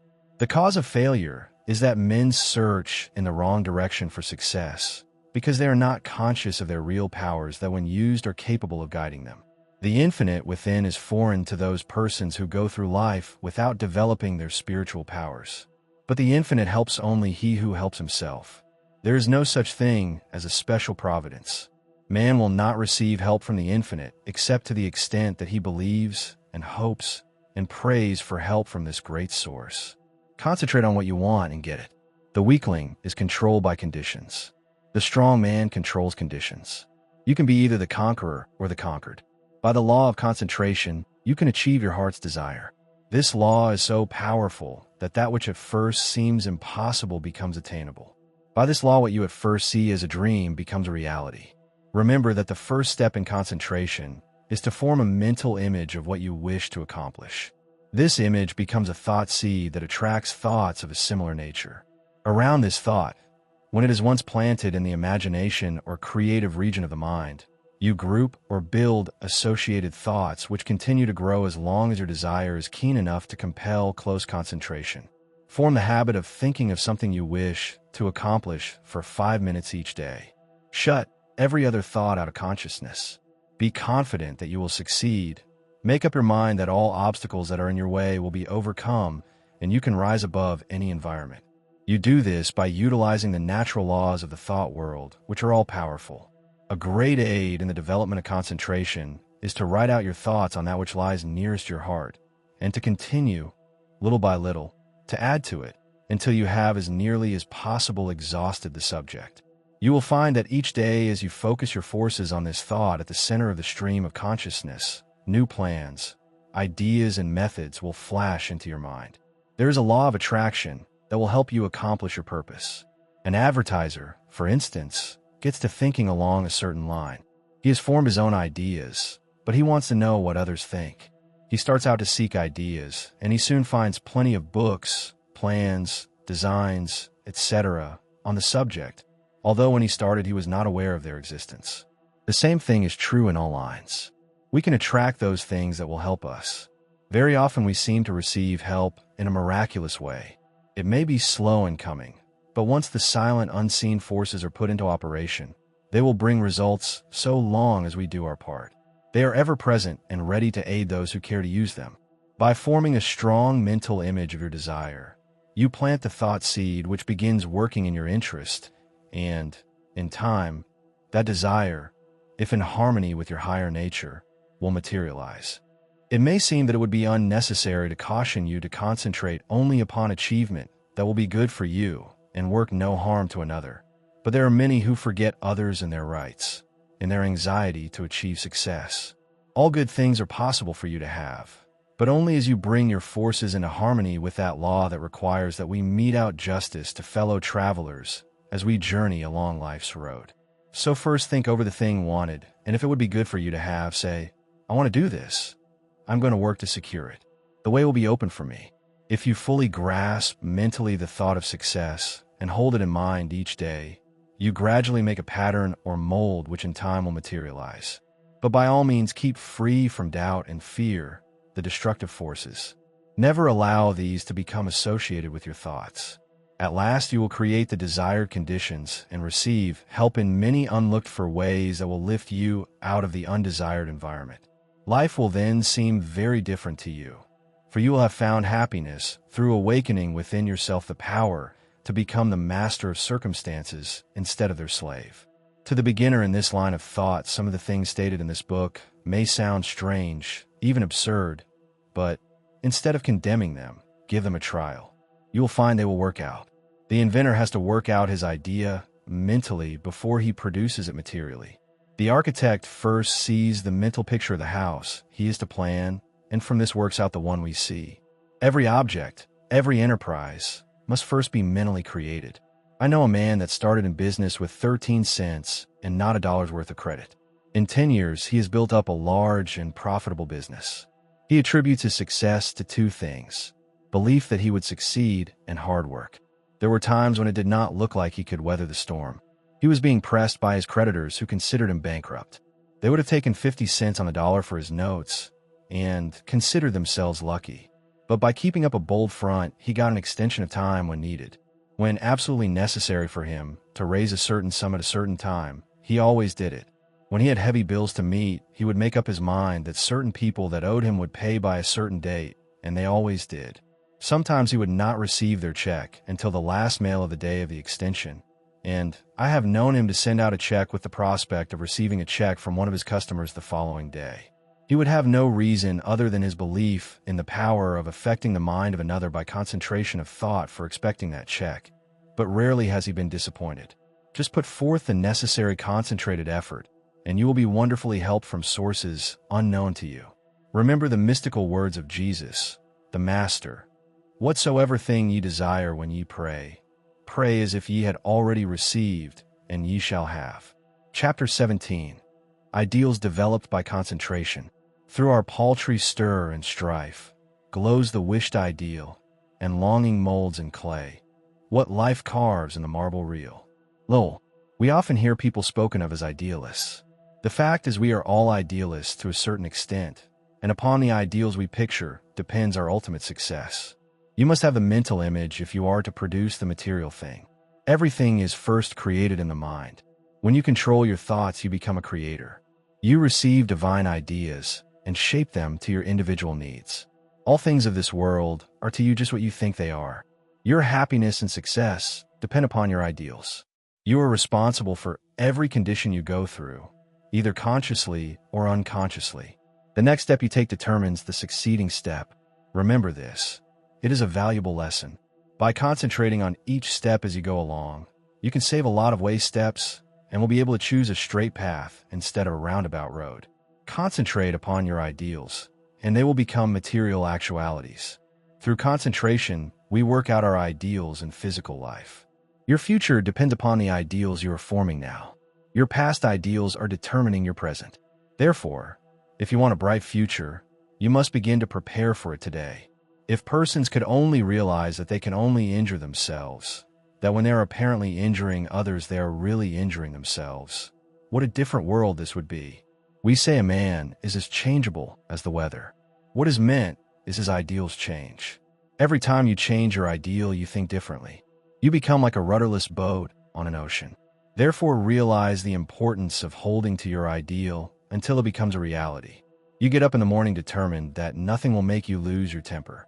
This is your ideal of a person of real strength and poise. Something takes place that upsets you completely, and you lose your temper. For the time being, you forget your ideal. If you had just thought a second of what a well-poised person implies, you would not have become angry. You lose your poise when you forget your ideal. Each time we allow our ideals to be shattered, we also weaken our willpower. Holding to your ideals develops willpower. Don't forget this. Why do so many men fail? Because they don't hold to their ideal until it becomes a mental habit. When they concentrate on it to the exclusion of all other things, it becomes a reality. I am that which I think myself to be. Ideals are reflected to us from the unseen spirit. The laws of matter and spirit are not the same. One can be broken, but not the other. To the extent that ideals are kept, is your future assured. It was never intended that man should suffer. He has brought it upon himself by disobeying the laws of nature. He knows them, so cannot plead ignorance. Why does he break them? Because he does not pay attention to those ideals flashed to him from the infinite spirit. Life is but one continuous unfoldment, and you can be happy every step of the way or miserable as you please. It all depends upon how we entertain those silent whisperings that come from we know not where. We cannot hear them with mortal ear, but from the silence they come as if they were dreams, not to you or me alone, but to everyone. In this way the grandest thoughts come to us, to use or abuse. So search not in treasured volumes for noble thoughts, but within, and bright and glowing vision will come to be realized now and hereafter. You must give some hours to concentrated, consistent, persistent thought. You must study yourself and your weaknesses. No man gets over a fence by wishing himself on the other side. He must climb. No man gets out of the rut of dull, tiresome, monotonous life by merely wishing himself out of the rut. He must climb. If you're standing still or going backward, there's something wrong. You are the man to find out what is wrong. Don't think that you are neglected or not understood or not appreciated. Such thoughts are the thoughts of failure. Think hard about the fact that men who have got what you envy got it by working for it. Don't pity yourself. Criticize yourself. You know that the only thing in the world that you have got to count upon is yourself. Chapter 18. Mental Control Through Creation. I attended a banquet of inventors recently. Each inventor gave a short talk on something he thought would be accomplished in the future. Many very much needed things were spoken of. One inventor spoke of the possibilities of wireless telephone. Distance, he said, would shortly be annihilated.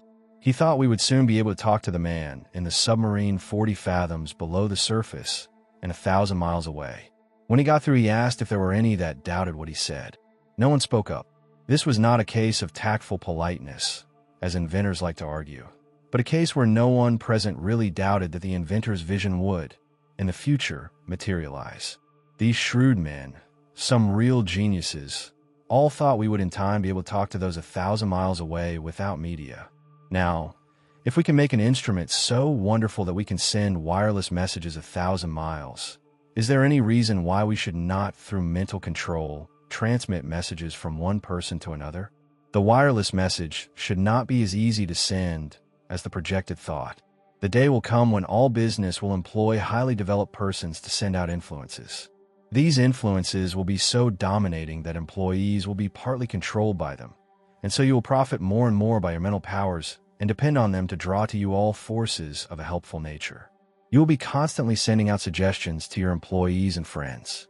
They will receive these unconsciously, but in case yours is the stronger personality, they will carry them out the same as if you had spoken them. This is being done even today.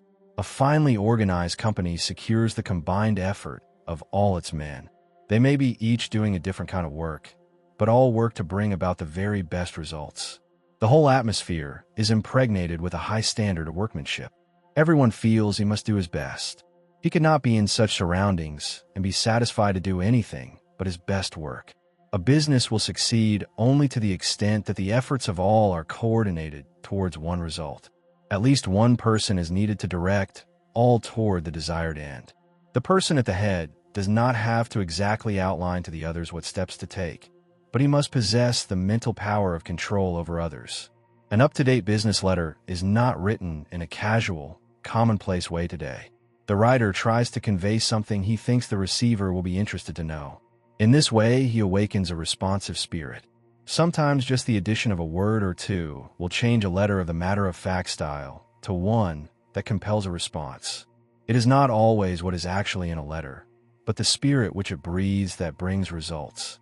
That intangible something that defies analysis is the projected thought of the master that brings back the harvest that it claims. But we should not always claim success for ourselves only.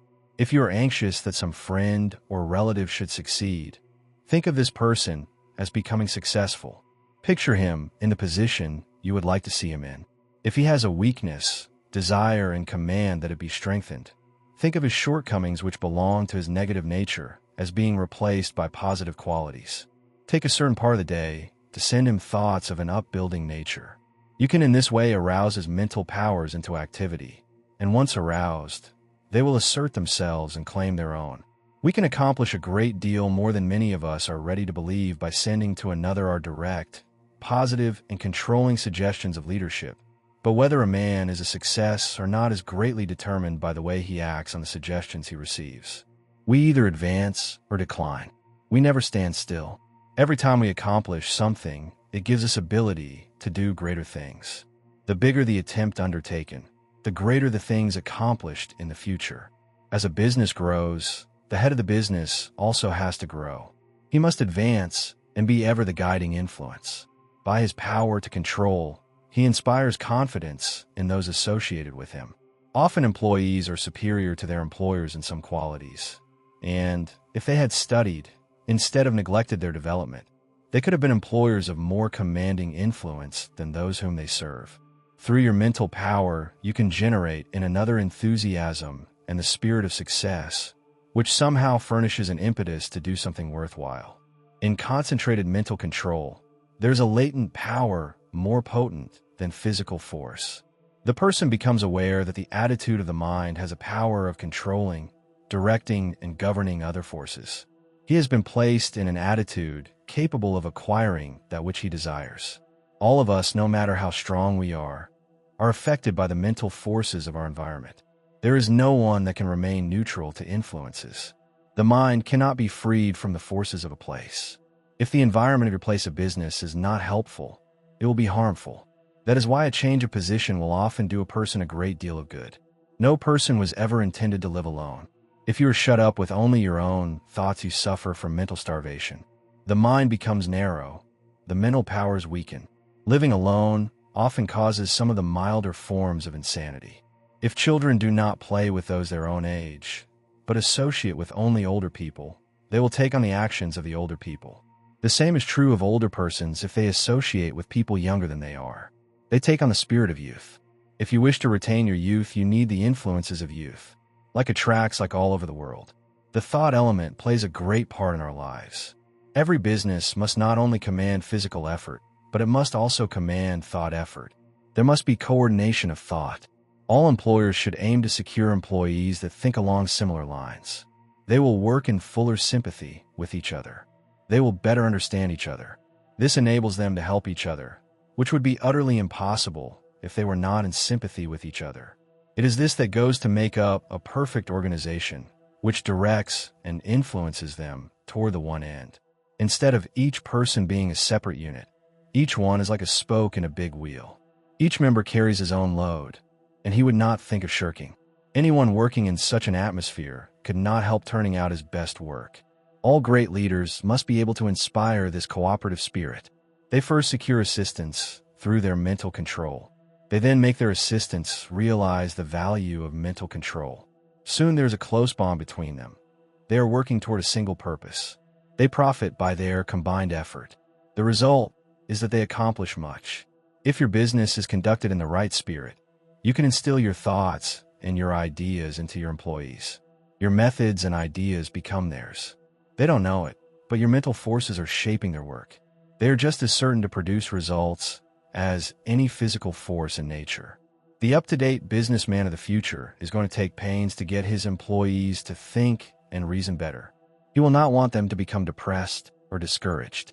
There is time that instead of being wasted, he will endeavor to have them use in concentrated effort that will be profitable to both employer and employed. There must be more of the spirit of justice enter into the business of the future. There is a firm I know that will not hire an employee until he has filled out an application blank. No doubt those that fill it out think it is foolishness, but it is not. A capable manager can look over this application blank and pretty nearly tell if this person will fit into his management. The main thing he wants to know is the applicant's capacity for efficient cooperative effort. He wants persons that have faith in themselves. He wants them to realize that when they talk of misfortunes and become blue, they are likely to communicate the same depressing influence to others. The up-to-date manager wants to guard against hiring employees who will obstruct his success. But we should not always claim success for ourselves only. If you are anxious that some friend or relative should succeed, think of this person as becoming successful. Picture him in the position you would like to see him in. If he has a weakness, desire and command that it be strengthened. Think of his shortcomings which belong to his negative nature as being replaced by positive qualities. Take a certain part of the day to send him thoughts of an upbuilding nature. You can in this way arouse his mental powers into activity, and once aroused, they will assert themselves and claim their own. We can accomplish a great deal more than many of us are ready to believe by sending to another our direct, positive, and controlling suggestions of leadership. But whether a man is a success or not is greatly determined by the way he acts on the suggestions he receives. We either advance or decline. We never stand still. Every time we accomplish something, it gives us ability to do greater things. The bigger the attempt undertaken, the greater the things accomplished in the future. As a business grows, the head of the business also has to grow. He must advance and be ever the guiding influence. By his power to control, he inspires confidence in those associated with him. Often employees are superior to their employers in some qualities, and if they had studied, instead of neglected their development, they could have been employers of more commanding influence than those whom they serve. Through your mental power, you can generate in another enthusiasm and the spirit of success, which somehow furnishes an impetus to do something worthwhile. In concentrated mental control, there's a latent power more potent than physical force. The person becomes aware that the attitude of the mind has a power of controlling, directing, and governing other forces. He has been placed in an attitude capable of acquiring that which he desires. All of us, no matter how strong we are affected by the mental forces of our environment. There is no one that can remain neutral to influences. The mind cannot be freed from the forces of a place. If the environment of your place of business is not helpful, it will be harmful. That is why a change of position will often do a person a great deal of good. No person was ever intended to live alone. If you are shut up with only your own thoughts, you suffer from mental starvation. The mind becomes narrow. The mental powers weaken. Living alone often causes some of the milder forms of insanity. If children do not play with those their own age, but associate with only older people, they will take on the actions of the older people.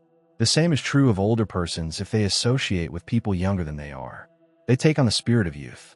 If you wish to retain your youth, you need the influences of youth. Like attracts like all over the world. The thought element plays a great part in our lives.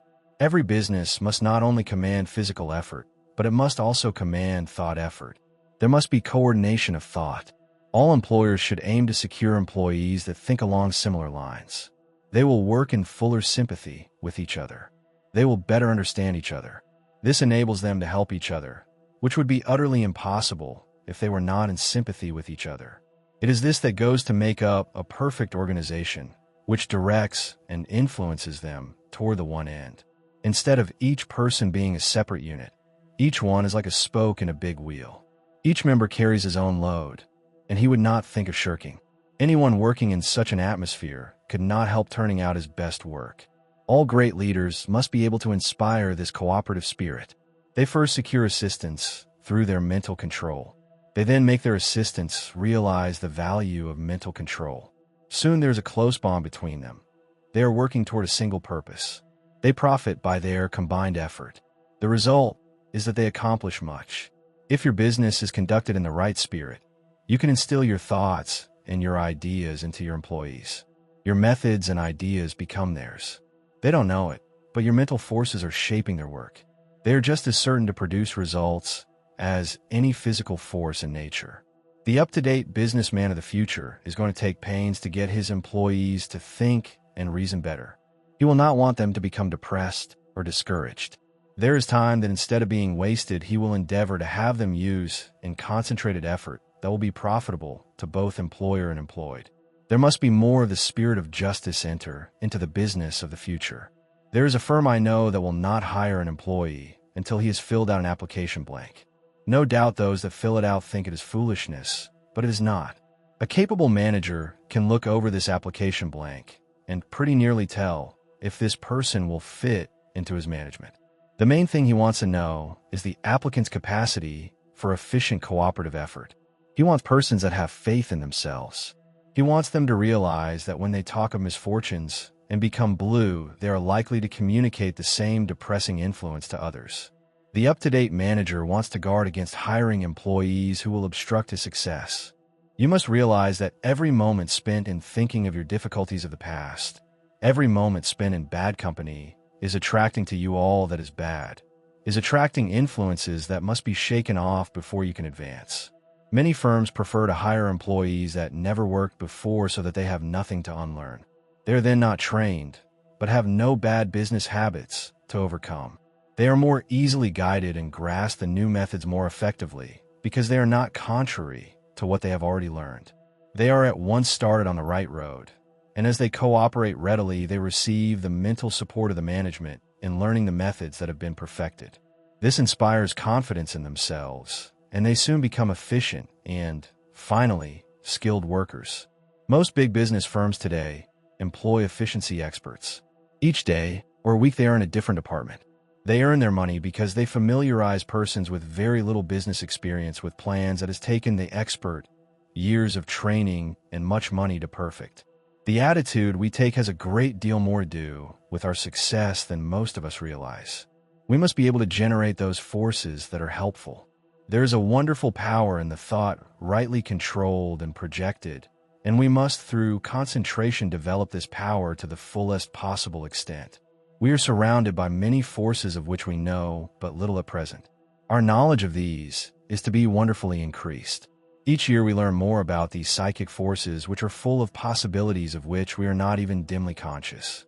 We must believe in mental control, learn more about it, and use it if we want to command these higher powers and forces which will unquestionably direct the lives of countless future generations.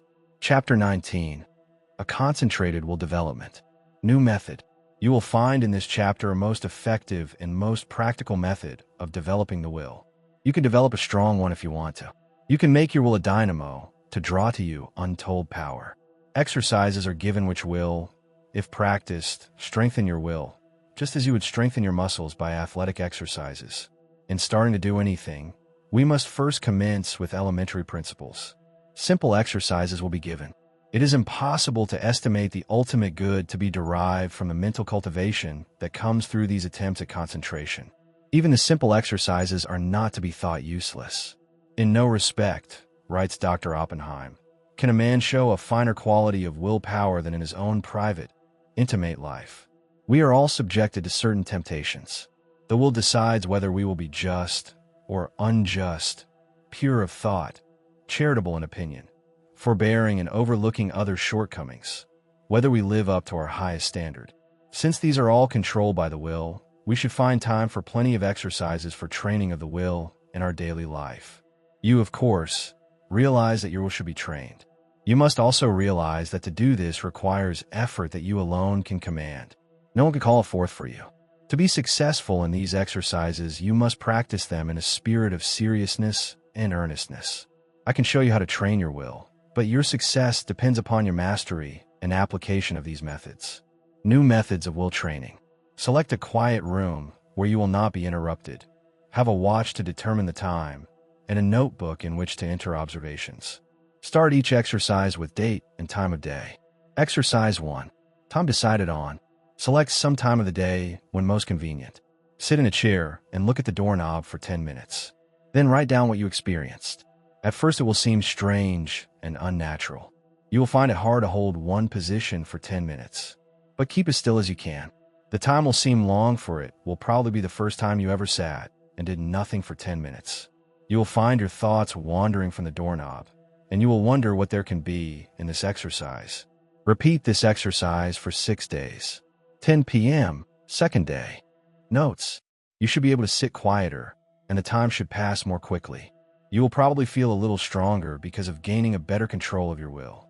It will brace you up, as you have kept your resolution. 10 p.m., third day. Notes: it may be a little harder for you to concentrate on the doorknob, as perhaps you had a very busy day and your mind kept trying to revert to what you had been doing during the day. Keep on trying, and you will finally succeed in banishing all foreign thoughts. Then you should feel a desire to gain still more control. There is a feeling of power that comes over you when you are able to carry out your will. This exercise will make you feel bigger, and it awakens a sense of nobility and manliness. You will say, "I find that I can actually do what I want to and can drive foreign thoughts out. The exercise I can now see is valuable." 10 p.m., fourth day. Notes: I found that I could look at the doorknob and concentrate my attention on it at once. Have overcome the tendency to move my legs. No other thoughts try to enter, as I have established the fact that I can do what I want to do and do not have to be directed. I feel that I am gaining in mental strength. I can now see the wonderful value of being the master of my own will force. I know now if I make a resolution, I will keep it. I have more self-confidence and can feel my self-control increasing. 10 p.m., fifth day. Notes: each day, I seem to increase the intensity of my concentration. I feel that I can center my attention on anything I wish. 10 p.m., sixth day. Notes: I can instantly center my whole attention on the doorknob. Feel that I have thoroughly mastered this exercise and that I am ready for another. You have practiced this exercise enough, but before you start another, I want you to write a summary of just how successful you were in controlling the flitting impulses of the mind and will. You will find this an excellent practice. There is nothing more beneficial to the mind than to pay close attention to its own wonderful, subtle activities. Exercise 2. Secure a package of playing cards. Select some time to do the exercise. Each day at the appointed time, take the pack in one hand and then start laying them down on top of each other, just as slowly as you can, with an even motion. Try to get them as even as possible. Each card laid down should completely cover the under one. Do this exercise for 6 days. First day. Notes: task will seem tedious and tiresome. Requires the closest concentration to make each card completely cover the preceding one. You will probably want to lay them down faster. It requires patience to lay them down so slowly, but benefit is lost if not so placed. You will find that at first your motions will be jerky and impetuous. It will require a little practice before you gain an easy control over your hands and arms. You probably have never tried to do anything in such a calm way. It will require the closest attention of your will, but you will find that you are acquiring a calmness you never had before. You are gradually acquiring new powers. You recognize how impulsive and impetuous you have been, and how, by using your will, you can control your temperament. Second day. Notes: you start laying the cards down slowly. You will find that by practice you can lay them down much faster. But you want to lay them down slowly, and therefore you have to watch yourself. The slow, steady movement is wearisome. You have to conquer the desire of wanting to hurry up. Soon you will find that you can go slowly or fast at will. Third day. Notes: you still find it hard to go slowly. Your will urges you to go faster. This is especially true if you are impulsive, as the impulsive character finds it very difficult to do anything slowly and deliberately. It goes against the grain. This exercise still is tiresome, but when you do it, it braces you up mentally. You are accomplishing something you do not like to do. It teaches you how to concentrate on disagreeable tasks. Writing these notes down you will find very helpful. Fourth day. Notes. I find that I am beginning to place the cards in a mathematical way. I find one card is not completely covering another. I am getting a little careless and must be more careful. I command my will to concentrate more. It does not seem so hard to bring it under control. Fifth day. Notes. I find that I am overcoming my jerky movements, that I can lay the cards down slowly and steadily. I feel that I am rapidly gaining more poise. I am getting better control over my will each day, and my will completely controls my movements. I begin to look on my will as a great governing power. I would not think of parting with the knowledge of will I have gained. I find it is a good exercise and know it will help me to accomplish my tasks. Sixth day. Notes. I begin to feel the wonderful possibilities of the will. It gives me strength to think of the power of will. I am able to do so much more and better work now that I realize that I can control my will action. Whatever my task, my will is concentrated on it. I am to keep my will centered there until the task is finished. The more closely and definitely I determine what I shall do, the more easily the will carries it out. Determination imparts compelling force to the will. It exerts itself more. The will and the end act and react on each other. Seventh day. Notes. Now try to do everything you do today faster. Don't hurry or become nervous. Just try to do everything faster, but in a steady manner. You will find that the exercises you have practiced in retardation have steadied your nerves, and thereby made it possible to increase your speed. The will is under your command. Make it carry out resolutions rapidly. This is how you build up your self-control and your self-command. It is then that the human machine acts as its author dictates. You certainly should now be able to judge of the great benefit that comes from writing out your introspections each day. Of course, you will not have the exact experiences given in these examples, but some of these will fit your case. Be careful to study your experiences carefully and make as true a report as you can. Describe your feelings just as they seem to you. Allow your fancies to color your report, and it will be worthless. You have pictured conditions as you see them. In a few months, if you again try the same exercises, you will find your report very much better. By these introspections, we learn to know ourselves better, and with this knowledge can wonderfully increase our efficiency. As you become used to writing out your report, it will be more accurate. You thus learn how to govern your impulses, activities, and weaknesses. Each person should try to plan exercises that will best fit his needs. If not convenient for you to practice exercises every day, take them twice or 3 times a week. But carry out any plan you decide to try. If you cannot devote 10 minutes a day to the experiment, start with 5 minutes and gradually increase the time. The exercises given are only intended for examples. Will training without exercise? There are many people that do not want to take the time to practice exercises, so the following instructions for training the will are given to them. By willing and realizing, the will grows. Therefore, the more you will, the more it grows and builds up power. No matter whether your task is big or small, make it a rule to accomplish it in order to fortify your will. Form the habit of focusing your will in all its strength upon the subject to be achieved. You form in this way the habit of getting a thing done, of carrying out some plan. You acquire the feeling of being able to accomplish that which lies before you, no matter what it is. This gives you confidence and a sense of power that you get in no other way. You know when you make a resolution that you will keep it. You do not tackle new tasks in a half-hearted way, but with a bold, brave spirit. We know that the will is able to carry us over big obstacles. Knowing this, despair never claims us for a victim. We have wills and are going to use them with more and more intensity, thus giving us the power to make our resolutions stronger, our actions freer, and our lives finer and better. The education of the will should not be left to chance. It is only definite tasks that will render it energetic, ready, persevering, and consistent. The only way it can be done is by self-study and self-discipline. The cost is effort, time, and patience, but the returns are valuable. There are no magical processes leading to will development, but the development of your will works wonders for you because it gives you self-mastery, personal power, and energy of character. Concentration of the will to win. The adaptability of persons to their business environment is more a matter of determination than anything else. In this age, we hear a good deal of talk about a man's aptitudes. Some of his aptitudes, some of his powers, may be developed to a wonderful extent, but he is really an unknown quality until all his latent powers are developed to their highest possible extent. He may be a failure in one line and a big success in another.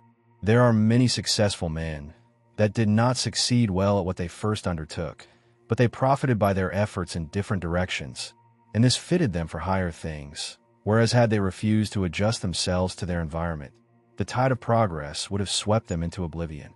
My one aim in all my works is to try and arouse in the individual the effort and determination to develop his full capacities, his highest possibilities. One thing I want you to realize at the start, that it is not so much ability as it is the will to do that counts. Ability is very plentiful, but organizing initiative and creative power are not plentiful. It is easy to get employees, but to get someone to train them is harder.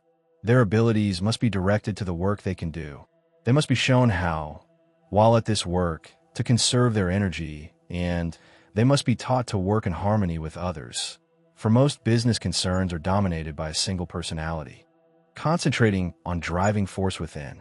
We are all conscious, at times, that we have somewhere within us an active driving force that is ever trying to push us onward to better deeds.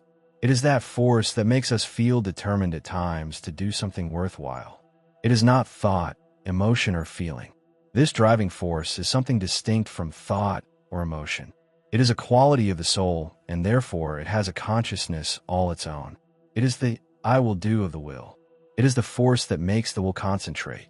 Many have felt this force working within them, driving them on to accomplish their tasks. All great men and women become conscious that this supreme and powerful force is their ally in carrying out great resolutions. This driving force is within all, but until you reach a certain stage, you do not become aware of it. It is most useful to the worthy. It springs up naturally without any thought of training. It comes unprovoked and leaves unnoticed. Just what this force is we do not know, but we do know that it is what intensifies the will in demanding just and harmonious action.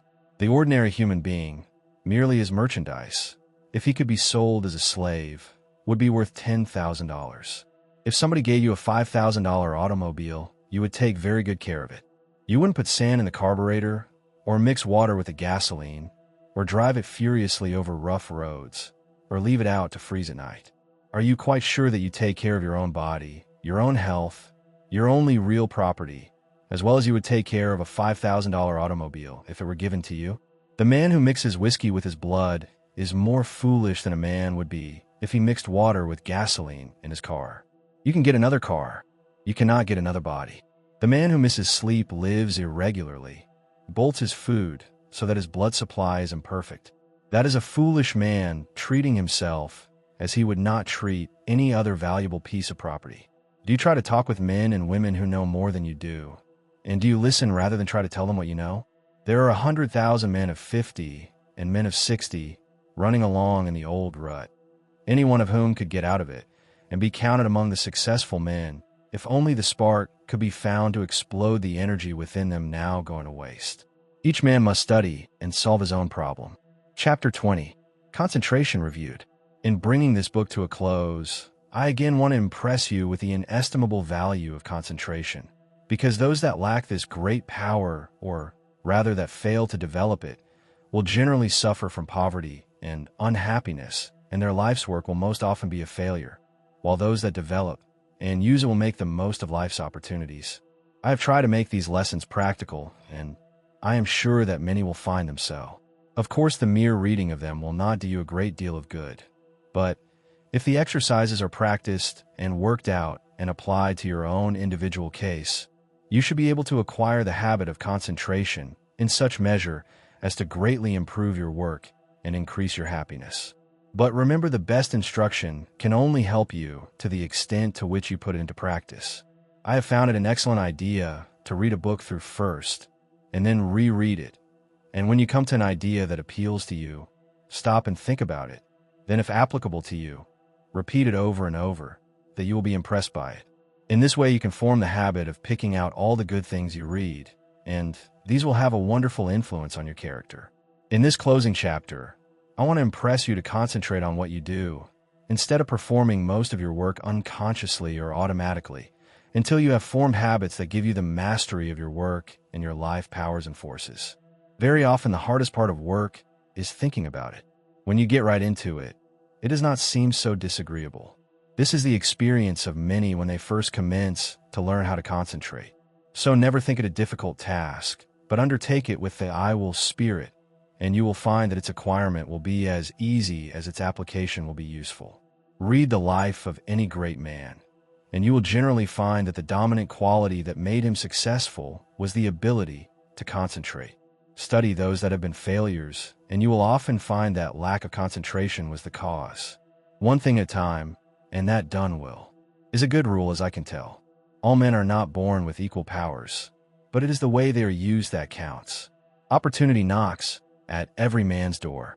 Those that are successful hear the knock and grasp the chance. The failures believe that luck and circumstances are against them. They always blame someone else instead of themselves for their lack of success. We get what is coming to us, nothing more or less. Anything within the universe is within your grasp. Just use your latent powers, and it is yours. You are aided by both visible and invisible forces when you concentrate on either to do or to be.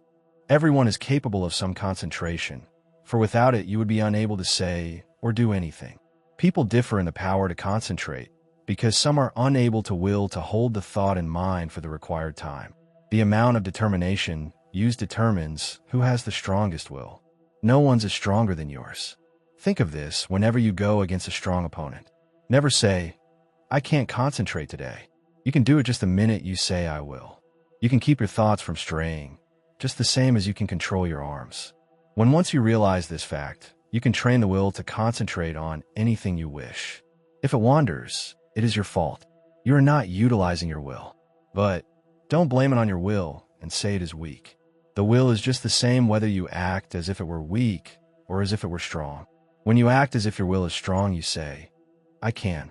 When you act as if it were weak, you say, I can't. It requires the same amount of effort in each case. Some men get in the habit of thinking, I can't, and they fail. Others think, I can, and succeed. So remember, it is for you to decide whether you will join the army of I can't or I can. The big mistake with so many is that they don't realize that when they say I can't, they really say I won't try. You cannot tell what you can do until you try. Can't means you will not try. Never say you cannot concentrate, for when you do, you are really saying that you refuse to try. Whenever you feel like saying, I can't, say instead, I possess all will and I can use as much as I wish. You only use as much as you have trained yourself to use. An experiment to try. Before going to bed tonight, repeat, I'm going to choose my own thoughts and to hold them as long as I choose. I'm going to shut out all thoughts that weaken or interfere, that make me timid. My will is as strong as anyone's else. While going to work the next morning, repeat this over. Keep this up for a month, and you will find you will have a better opinion of yourself. These are the factors that make you a success. Hold fast to them always. Concentration is nothing but willing to do a certain thing. All foreign thoughts can be kept out by willing that they stay out. You cannot realize your possibilities until you commence to direct your mind. You then do consciously what you have before done unconsciously. In this way you note mistakes, overcome bad habits, and perfect your conduct. You have at times been in a position that required courage, and you were surprised at the amount you showed. Now, once you arouse yourself, you have this courage all the time, and it is not necessary to have a special occasion reveal it to you. My object in so strongly impressing this on your mind is to make you aware that the same courage, the same determination that you show at certain exceptional times you have at your command at all times. It is a part of your vast resources. Use it often and well, in working out the highest destiny of which you are capable. Final concentration instruction. You now realize that, in order to make your life worthy, useful, and happy, you must concentrate. A number of exercises and all the needed instruction has been given. It now remains for you to form the highest ideal that you can in the present and live up to that ideal, and try to raise it. Don't waste your time in foolish reading. Select something that is inspiring, that you may become enraptured with those that think thoughts that are worthwhile. Their enthusiasm will inspire and enlighten you. Read slowly and concentrate on what you are reading. Let your spirit and the spirit of the author commune, and you will then sense what is between the lines, those great things which words cannot express. Pay constant attention to one thing only for a given time, and you will soon be able to concentrate. Hang on to that thought ceaselessly until you have attained your object. When you work, let your mind dwell steadily on your task. Think before you speak, and direct your conversation to the subject under discussion. Do not ramble. Talk slowly, steadily, and connectedly. Never form the hurry habit, but be deliberate in all you do. Assume static attitudes without moving a finger or an eyelid, or any part of your body. Read books that treat of but one continuous subject. Read long articles, and recall the thread of the argument. Associate yourself with people who are steady, patient, and tireless in their thought, action, and work. See how long you can sit still and think on one subject without interruption. Concentrating on the higher self. Father Time keeps going on and on. Every day he rolls around means one less day for you on this planet. Most of us only try to master the external conditions of this world. We think our success and happiness depends on us doing so. These are of course important, and I don't want you to think they are not, but I want you to realize that when death comes, only those inherent and acquired qualities and conditions within the mentality, your character, conduct, and soul growth will go with you. If these are what they should be, you need not be afraid of not being successful and happy, for with these qualities you can mold external materials and conditions. Study yourself. Find your strong points, and make them stronger as well as your weak ones, and strengthen them. Study yourself carefully, and you will see yourself as you really are. The secret of accomplishment is concentration, or the art of turning all your power upon just one point at a time. If you have studied yourself carefully, you should have a good line on yourself, and should be able to make the proper interior readjustments. Remember, first, last, and always, right thinking and right living necessarily results in happiness, and it is therefore within your power to obtain happiness. Anyone that is not happy does not claim their birthright. Keep in mind that someday you're going to leave this world, and think of what you will take with you. This will assist you to concentrate on the higher forces. Now start from this minute to act according to the advice of the higher self in everything you do. If you do, its ever harmonious forces will necessarily ensure to you a successful fulfillment of all your life purposes. Whenever you feel tempted to disobey your higher promptings, hold the thought, my higher self ensures to me the happiness of doing that which best answers my true relations to all others. You possess latent talents that when developed and utilized are of assistance to you and others. But if you do not properly use them, you shirk your duty, and you will be the loser and suffer from the consequences. Others will also be worse off if you do not fulfill your obligations. When you have aroused into activity your thought powers, you will realize the wonderful value of these principles in helping you to carry out your plans. The right in the end must prevail. You can assist in the working out of the great plan of the universe and thereby gain the reward, or you can work against the great plan and suffer the consequences. The all-consuming fires are gradually purifying all discordant elements. If you choose to work contrary to the law, you will burn in its crucible. So I want you to learn to concentrate intelligently on becoming in harmony with your higher self. Hold the thought, I will live for my best. I seek wisdom, self-knowledge, happiness, and power to help others. I act from the higher self, therefore only the best can come to me. The more we become conscious of the presence of the higher self, the more we should try to become a true representative of the human soul in all its wholeness and holiness, instead of wasting our time dwelling on some trifling external quality or defect. We should try to secure a true conception of what we really are so as not to overvalue the external furnishings. You will then not surrender your dignity or self-respect when others ignorantly make a display of material things to show off. Only the person that realizes that he is a permanent being knows what the true self is.